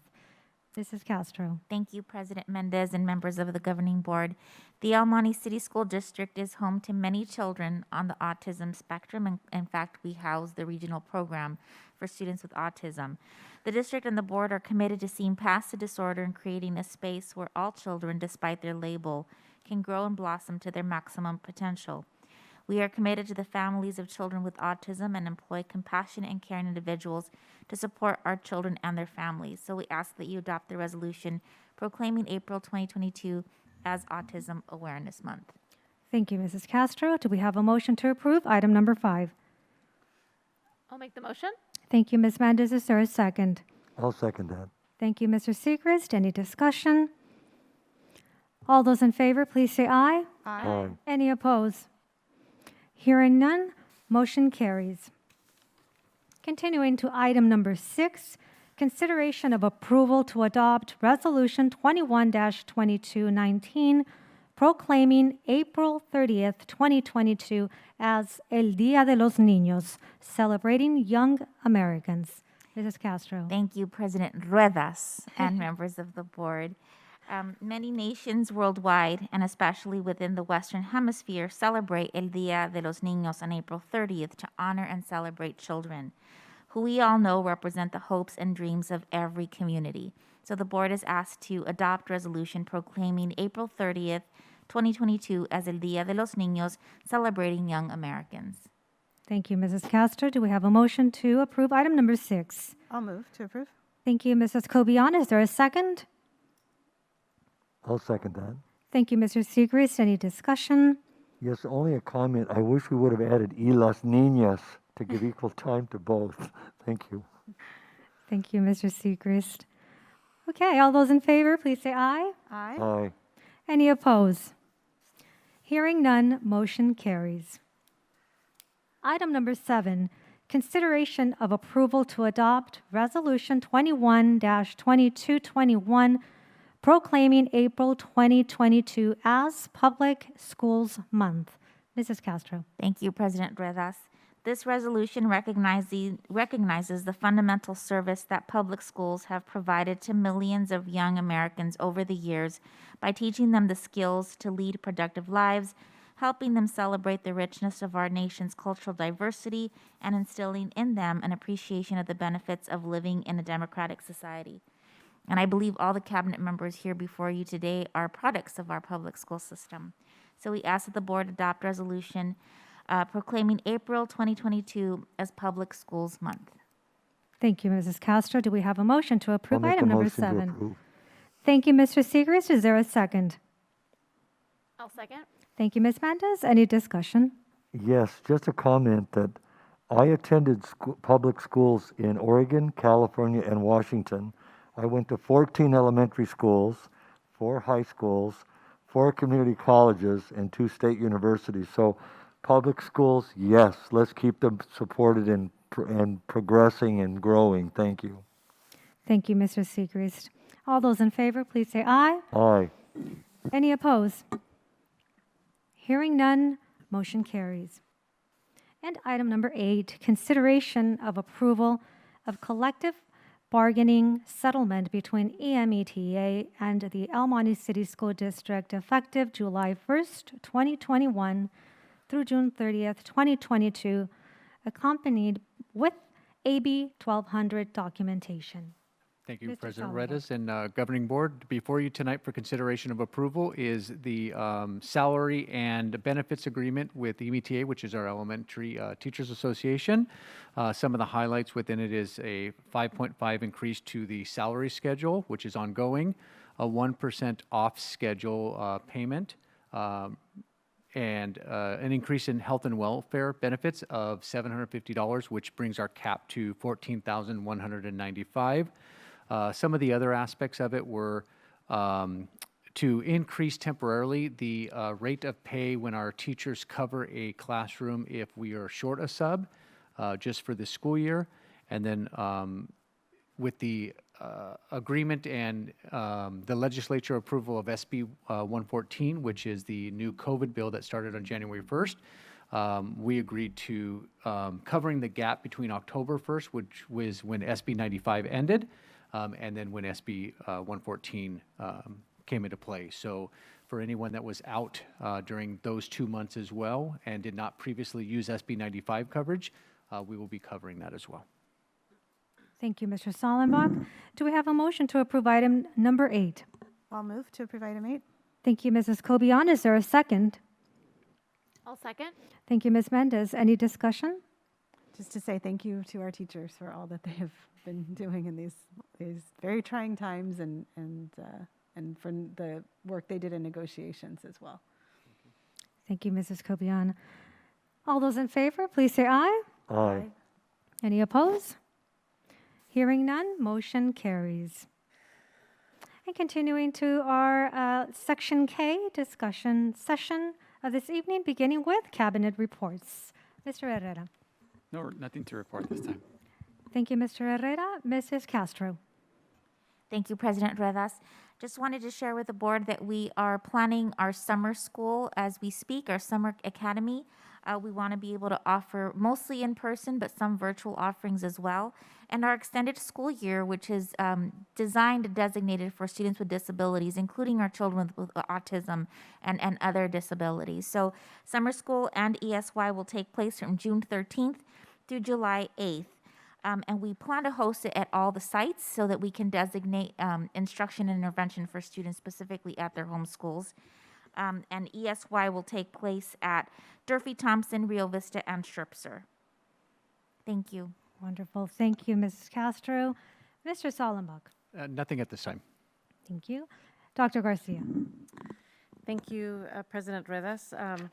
I want to just begin by answering a question that came up earlier today. Yes, these meetings are on YouTube, and the public has access to listening to the meeting and seeing the presentations that are shared as well as the board docs. So these can be accessed on YouTube. I would like to say, and I think it was very appropriately pointed out earlier today, that we're approaching the 2-year anniversary of our school closures. And interestingly enough, the timing of, the mandates, mask mandates are upon us. As you know, Los Angeles County lifted their indoor mask. And there was an announcement made last week that as of March 11th, schools will be able to take a look at that requirement and make decisions that are appropriate for their school community. And so this evening, I wanted to share with the board our plan for masks. As you know, we started with protocols that were a little bit more on the conservative side, understanding that we really wanted to, first and foremost, keep our community safe, and we wanted to remain open. It proved very well. It was very successful for us because, we did have COVID cases throughout the district, but never had to shut down. We're able to maintain extended pods open. And then even with this last surge, I think when we compare the numbers here at the district compared to other districts, we did fairly well. And so what I'd like to share with the board this evening is that we want to continue with that approach. We know that, we're turning a corner with COVID, and I really appreciate that optimism because definitely there is that hope in the air. But we also don't want to go back and forth. And we know that we do have, some spring break ahead of us and a couple of other things, but we want to just be very cautious in some of our decisions so that once we make the decisions, they can remain the practices that we maintain. And so the recommendation for us on March 14th, when our students come back after that weekend, when the mask mandate becomes optional, will be for us to continue wearing masks indoors as we currently do. We are going to slowly take away the desk barriers that are there.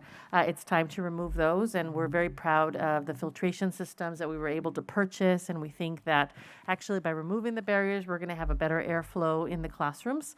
But we are going to ask staff and students to remain wearing masks indoors. And then outdoors, we're going to provide some options where students can make that determination if they want to be mask-free. As you know, our schools are all very different. And so because of those differences, the schools will be communicating with families on what that looks like. But it's pretty safe to say that when students are out in recess, that they'll be given the option to take their masks off. And of course, during lunchtime. We're going to ask our school community to still respect, any activities that are held at the school sites, right? We have open house before us. We will be wearing masks during those activities and such. And then the commitment on our end is to continue to monitor the situation, right? So if we just continue to see that things are going well and it's just a good direction for us, I think there'll eventually come the time where we take off the masks. and give people the option of deciding what's best for them. So little by little, I'm really proud of our conservative approach. I will can assure you that we'll be monitoring this every step of the way, and these things are, you know, something that we're monitoring daily. And then the other thing to point out is that there's an alignment to what our high school district is doing, right? And so I think families can come to expect that, you know, our practices are very similar to what the high school will be doing. So hopefully that's not, you know, doesn't create, obviously there won't be no confusion with families, and we'll be in communication with our partner district. Are there any questions or comments? I'll just say I appreciate the conservative and consistent approach. I think just, you know, as a parent of 2 kids, just, you know, they like to know what are the rules and what to expect. So I think as long as we're clear about that, we'll be just fine. Perfect. Thank you very much, Dr. Garcia. So we'll move on to our advocacy subcommittee. If this item was tabled last month, just to provide some more information on how we envision this subcommittee and how it would look like, and who our 2 board members will be. I believe 2 months ago we Ms. Mendez and Mrs. Cobian will be part of the advocacy subcommittee. So at this time, I just would like to open this space for you to provide any additional information. Sure. I think what we kind of initially talked about, and then just sort of my own personal feelings about it, is the subcommittee will be a place to kind of do the legwork for the board and say, these are the issues within our district that then the 5 of us can become advocates in different venues for. So we would take input from things from the board. So I could, like, for example, I know we have the lobbying week coming up for CSBA. And so as a subcommittee, perhaps we would identify those things within CSBA's context, right? But our district's story. So maybe we say, you know, if we're going to talk about how ADA might be restructured for our district, what's the story we want to tell, that would benefit us, so we can be advocates for that. So I think it's sort of doing that work prior to a meeting, prior to a session with a legislator or whatever, or even with community members, where we can then, you know, sort of be the resource for, these are the talking points, right, that we want to have. So I think that's for me. But Ms. Mendez. Yeah, and just to add on that, oh my God, sorry. To add on that, you know, for example, I know CSBA is great with giving the talking points for legislative week. In addition to that, right, we can do that legwork to then provide you additional talking points, so that we have a consistent message as we're all attending different meetings. You have your cheat sheet. Okay, these are like 3 things that I can say specific about the district that ties also into what CSBA is advocating for. And then another piece too is, again, that legwork where we're monitoring different state and Senate bills that are going through. We can come up with the idea, hey, there's one that's coming through. It'd be great if maybe we wrote like a letter in support of this bill. So yeah, that's another kind of goal in mind of something that's something that we could do as that advocacy subcommittee, presenting those ideas to the board. How would you think about us, you know, creating those letters or setting up phone calls, or maybe like, you know, in pair setting up meetings with our different state legislators? And this is all great information. And Dr. Garcia, what are the next steps? If I can just start off by sharing that, acknowledging, thank you, Mrs. Rivas, because you put us in contact with Yvette Kim, the PACER for CSBA, or for this area. And I did have the opportunity to meet with her, and she shared lots of wonderful ideas. There are some really neat examples out there on how districts have come together and created this platform for advocacy. And to your point, Ms. Mendez, it sounds like some legislators will go to these already established alliances to get their feedback on, you know, potential bills and such. And so I think there's an opportunity for us to really make sure that our needs are being advocated very specifically to, you know, what our needs are here at the district. And there's an opportunity for us to also invite maybe some of our neighboring districts to be a part of this. So all that to say that I'm very eager to share the resources that Mrs. Kim shared with me, and thank you, Mrs. Rivas, again for making that connection. So the next steps would be to convene Mrs. Us. Kobian and Ms. Mendez, create a structure. I'm not sure if we'll have time to do it for this upcoming legislative week. If we do, we can definitely make that happen.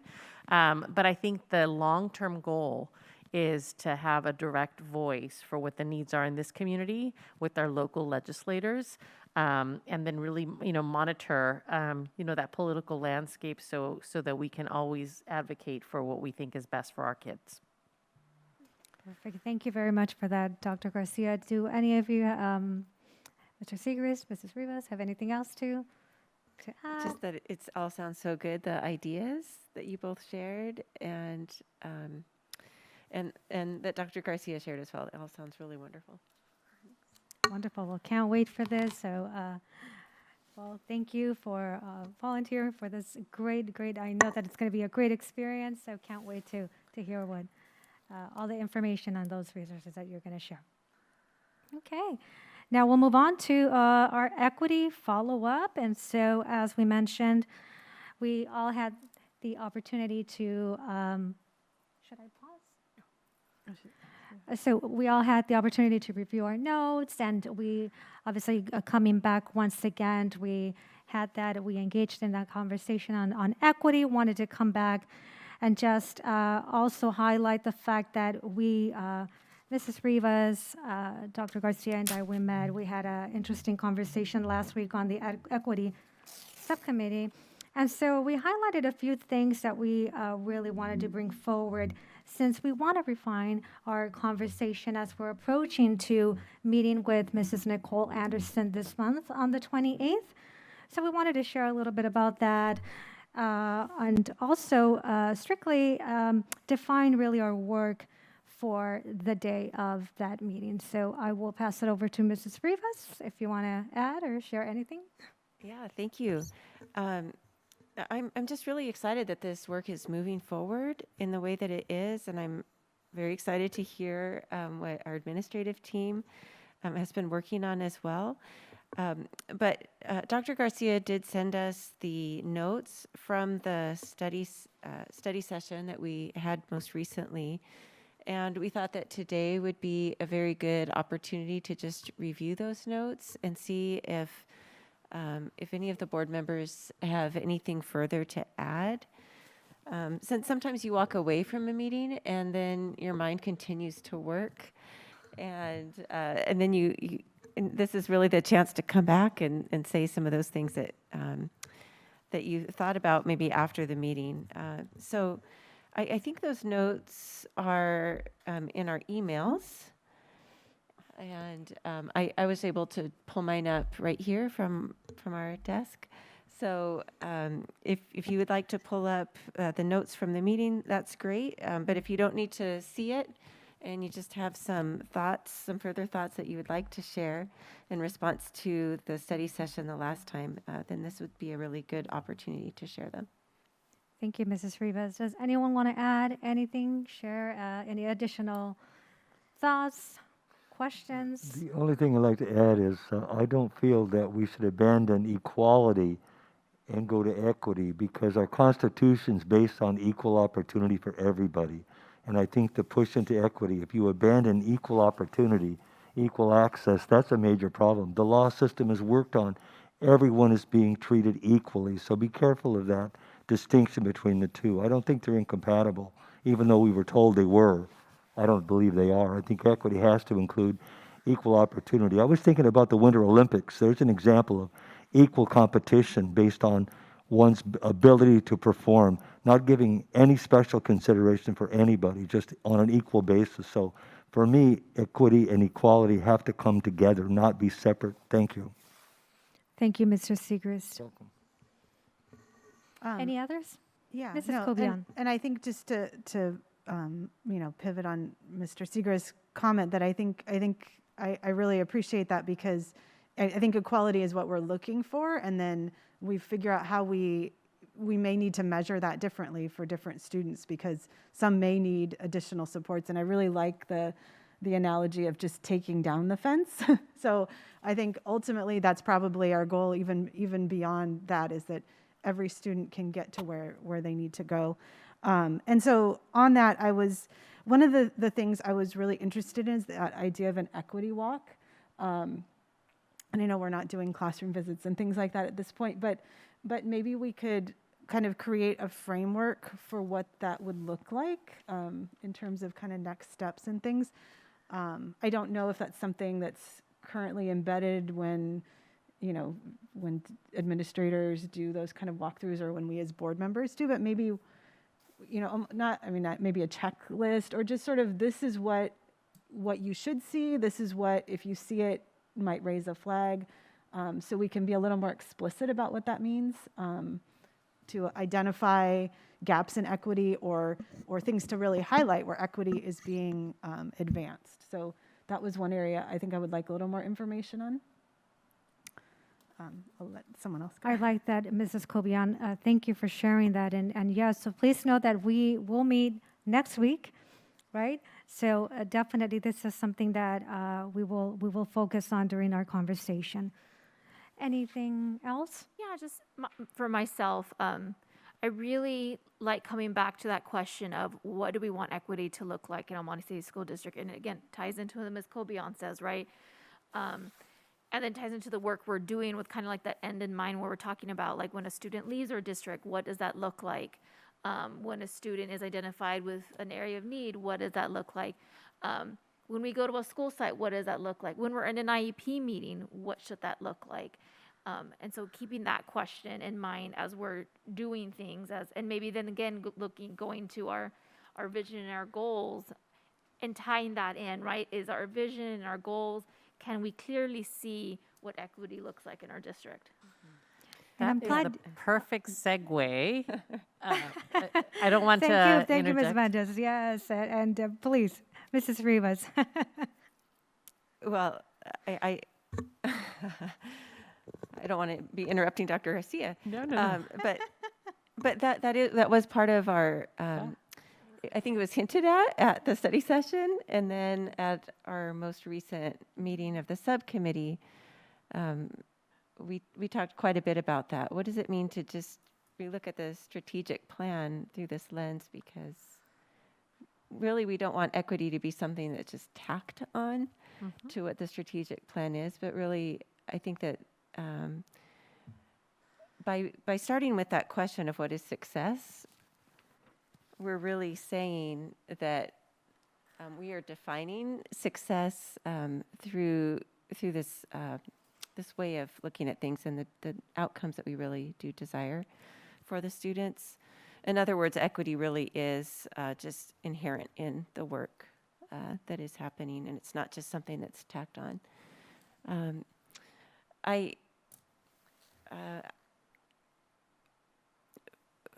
For that reason, I'm not going to read all of my notes that I have right here, but I would encourage us, something that was helpful to me, and it may be helpful to you as well.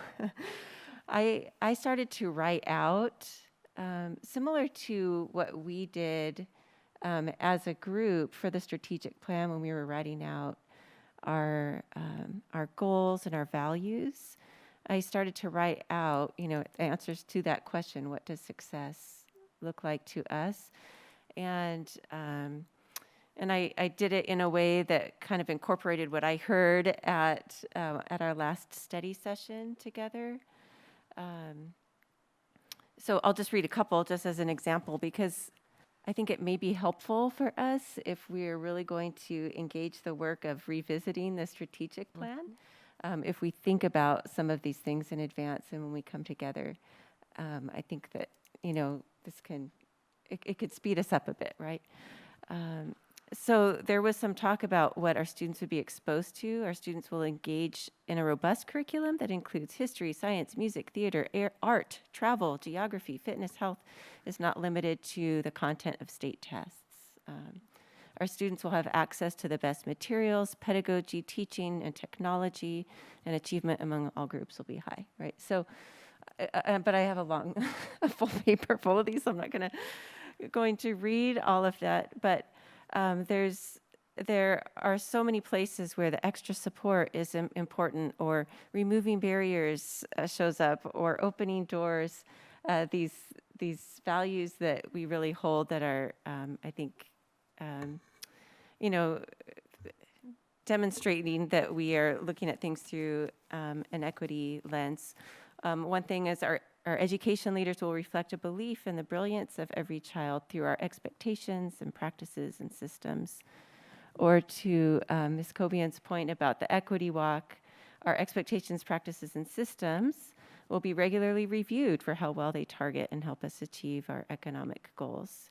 And right there we see places where we can be removing barriers and replacing old systems that really aren't targeting those goals that we have. So, so I'll leave it at that, but I think that as we move forward in the equity work, not only are we really creating an equity statement, but we're really looking at the strategic plan as a whole.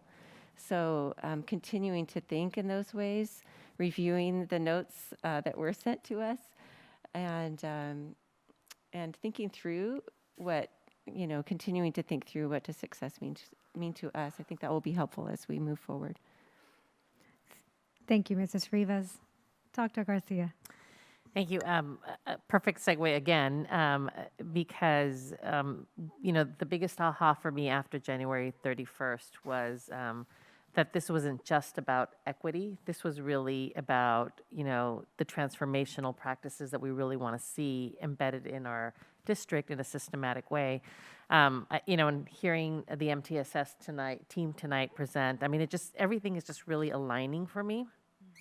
You know, and so the idea is that, and I'm repeating what Mrs. Rivas said so eloquently right now, this is not just about an equity statement, but this is really about looking at our strategic plan and embedding, you know, our learning around equity and, you know, inclusivity, right? Because we want to make sure that we're addressing the needs of our students. And then that becomes the North Star for the work that the MTSS team is doing, the work that all of us are doing, right? I don't want to just single them out, but you heard them this evening. And then the companion to this work is, and please forgive me, we don't have a title for this work yet, but it really, you know, delving into a process where we create a profile of an El Monte City School District student. And the idea is that we engage all of our stakeholders and we ask them, you know, 3 basic questions. Question number 1, what are the hopes, dreams, and aspirations that we have for every single student in the El Monte City School District? Question number 2, what are the skills and the mindsets that students need to have in order to thrive in this ever-changing world? And question number 3, what are the implications for learning and equitable structures and practices that our system is going to put forth to make sure that our students can achieve? I know that's a little complex, but the idea is that we're looking at, you know, we're quantifying how we can change the mindset, right? We're really going to delve into that work. And I'm so excited to have the student voice be really present in this work. And that's going to ultimately turn into, these are our goals, whether we come back and report on them in terms of, you know, achievement, we did it, we didn't, percentages, or we're even thinking a little bit more robust, that maybe it's a scorecard, right? We transform our vision and our mission statement into a scorecard and we say, this is how we're doing on every one of those aspects. And then it's very clear to everybody that touches this system how their work impacts every single student, because at the end of the day, it's not just about the test scores. It's making sure that our students, thinking back of the Healthy Kids survey, that they feel connected, that they feel valued, that they feel important, that they know how to access those resources. That all plays into this. And then, lastly, I'm listening to our resolutions this evening. And the timing of a master's facility plan, I don't think it can get any better. I mean, I know that the work is stacking up, but again, I don't think the timing could have been any better when we're creating this alignment between, what we want our schools to look like, what we want the school experience to be like for our teachers, for our students, for our parents, as well as what we want our goals to be and how we're going to measure the success, measure the work that we're doing. So I'm super, super excited about this. What I'd like to do is bring a presentation at one of our next board meetings to talk about what this work looks like and how we can get started. Because what we'd like to do is, bring this, get started on it pretty quickly so that we can unveil our strategic plan. And again, this portrait of an El Monte City School District student, that's a placeholder of the name. And then maybe even look at our logo, right? And rebranding that work that we started before the pandemic. So lots of work to do, but I think, again, it's just all lining up. And it's crystal clear to me, that equity and the conversations that we've been having are really the umbrella for these next steps. Thank you, Dr. Garcia. And I think we're all very excited just to hear that excitement coming from you. So thank you so much. And I mean, let me just share that our conversations on this topic are always so helpful. And we thank you also for your time, Dr. Garcia. And, she helps us so much. I have to admit, so thank you. And now we will continue and move on to item number 4, National School Board Association Conference. So this was shared with us, as you saw on your packet. So there is the National School Board Association Conference coming up next month, the beginning of the month. So I don't know if you guys had the opportunity to read a little bit about it, but I'll share that I was just excited, and I'm thinking that this would also be another great opportunity, just how we've engaged in those in those trainings and sessions with California School Boards Association. If we also be part of the NSBA conference, just to learn more about best governance practices, to gain additional insight. There's sessions on advocacy, equity, and diversity. I saw governance and executive leadership, student achievement, assessment, and accountability, just to name a few. So this looks like a great conference. So I would just like to see if my colleagues here on the board have anything that they want to share. If this is something that would interest you. I was so surprised that it's offered on Saturday, Sunday, and Monday. I've never seen a convention at those particular times. It's always in the middle of the week or the end, but this is Saturday, Sunday, and Monday, the 2nd, 3rd, and the 4th, which I think it's a great opportunity at a network, at a national level with people from all over, find out what other states are doing. Absolutely. Anyone else? I just have a question. Has any other board members attended? What was their feedback? We did have, this conference did come up for consideration to add to the list of conferences that board members are able to participate. And we did have a previous board member attend. I also attended to bring back some information. What was very evident is that, there was some good workshops, but it was very, very clear that California is really ahead of the game. And so in comparison to CSBA, the workshops were very different. And I think, hearing, how do I say this in a nice way? The issues, there wasn't necessarily a unified national platform. It was really about different states coming together to share, and California stood out. Texas maybe being in a close second, where, they were doing some really neat work, and it was similar to where we are here in California. So I think the overall take back then was that, it's not a conference where CSBA is the best use of board members' conference time and resources. But there is that national, opportunity to connect with other states and opportunity to see what's happening, across the nation. It was also another conclusion. Dr. Garcia, I have a question. How long ago was the last time that one of the board members attended? Oh, gosh. Many years ago. I want to say maybe 4 years ago. Yeah. Yes.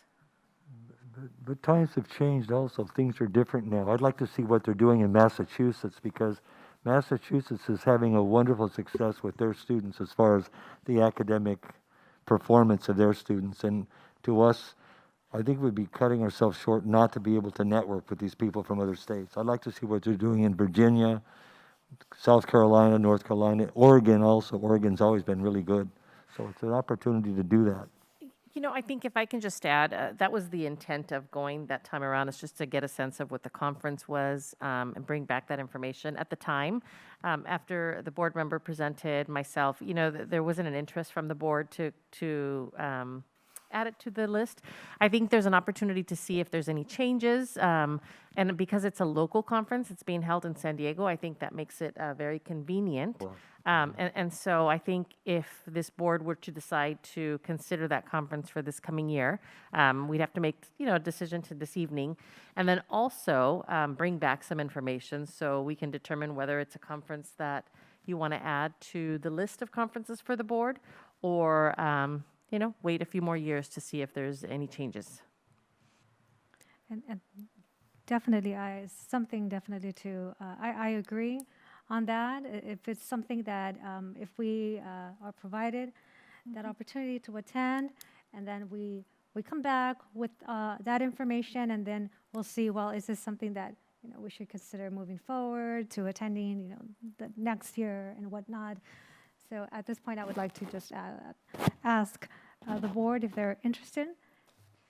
I'm not able to attend just because of the dates, but I would be interested, if anybody is. I think that the thing I would, you know, want to hear reported back, or at least ask, is that those who do go attend sessions for states outside of California, because I think we have a venue for California, but also maybe if Dr. Garcia could identify those states or programs that are presenting that we would see as maybe progressive, because there are some that are definitely, you know, years behind us probably. Yeah. And so in order to really bring back things that would be useful and new ideas, so maybe they're different kind of legwork, I think, in preparation. So, but I would love to hear that from anyone who does attend.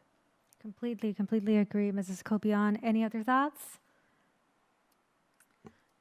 Ms. Mendez. Yeah, no, just on my end, I wouldn't be able to attend either, since it's less than a month away. And like, I'm looking at the information, and again, what I'm trying to, with my viewpoint, right, I'm just trying to see how this conference compares to CSBA, right? Because obviously, if we do send one or two members to kind of check it out, I just want to make sure that, you know, the additional resource of the funding that we're going to spend, making sure that what are we going to get out of it that CSB doesn't already provide. So it's kind of just already kind of starting to review the different strings and workshops that they're providing. Great point. Thank you, Ms. Mendez. Ms. Rivas, do you want to add something? Yeah, it's an interesting discussion. I do remember when the last time when people came back and were just like, oh, just, you know, CSBA is really a wonderful like professional development opportunity for board members, and so this one just wasn't quite hitting that mark. But I'm not opposed to a couple people trying it again and seeing, like Dr. Garcia mentioned, you know, see if it's worthy to be added to the list, or if we need to wait a few more years. Perfect. Mr. Siegrist, do you want to add anything else? I think we ought to go to this. At least those people that want to go should go to NSB, because we've never been. At least I've never been. Okay. I am interested in going and attending. So definitely coming back if Mr. Siegrist and I attend, definitely bringing back information, and perhaps maybe, definitely sharing those resources with all of you, PowerPoints or that they provide to us, and sharing with you. Yeah, I'm okay with that. What I'm thinking too is maybe, again, utilizing our resources, and the two of you are going, if you could maybe kind of split up and like let us know like the different sessions you're going to attend, and maybe we can provide, you guys are our eyes for this, right? Yes. And then that way if you don't mind, I don't know if we'll have time to even give input, but yeah, even if, again, I know it's already coming up, but that'd be great for us to see what what sessions you're going to attend. Perfect. So then what we can do is that we can just look and take a deeper look into all the sessions, what our interests are, and then come back and say, this is what we're interested in attending, and provide that information to all of you. I did know that some of the high school board members are going to NSBA. They're going to be attending. And then from there at our board retreat in the summer, we can decide whether we want to add that or whether we just want to, or maybe we can do a rotation, right? Maybe for sure, we always do our annual, but maybe we can do like every so many years we attend the national one. That's also an option, right? Not necessarily something we do every year, but that's kind of an option. Like you just said, right? The last time a board member attended was 4 years ago, so maybe kind of doing that like every few years, considering 3, attending. 4 years. Absolutely. That's a great idea. Thank you. Thank you all for sharing. Okay, and now we'll move on to our future discussion items. Anyone have any future discussion items? Actually, just had an ask before that I forgot earlier. If Dr. Garcia could forward us those questions of the student model or whatever it was, and then maybe we could use Mrs. Rivas's example to kind of answer those for ourselves prior to our session, our study session that's coming up. And then the other thing I just wanted to note was the wonderful artwork that's in the back of our room. So thank you to Edna for getting those all put together for us, and all of the students who did really beautiful work. So it's wonderful to see the quality of the work that our students are doing. So thank you. Yes, thank you for highlighting that, Mrs. Cobian. Anyone else? Okay. If we don't have anything else to add, then we are ready to adjourn our meeting today at 7:45 p.m. Thank you.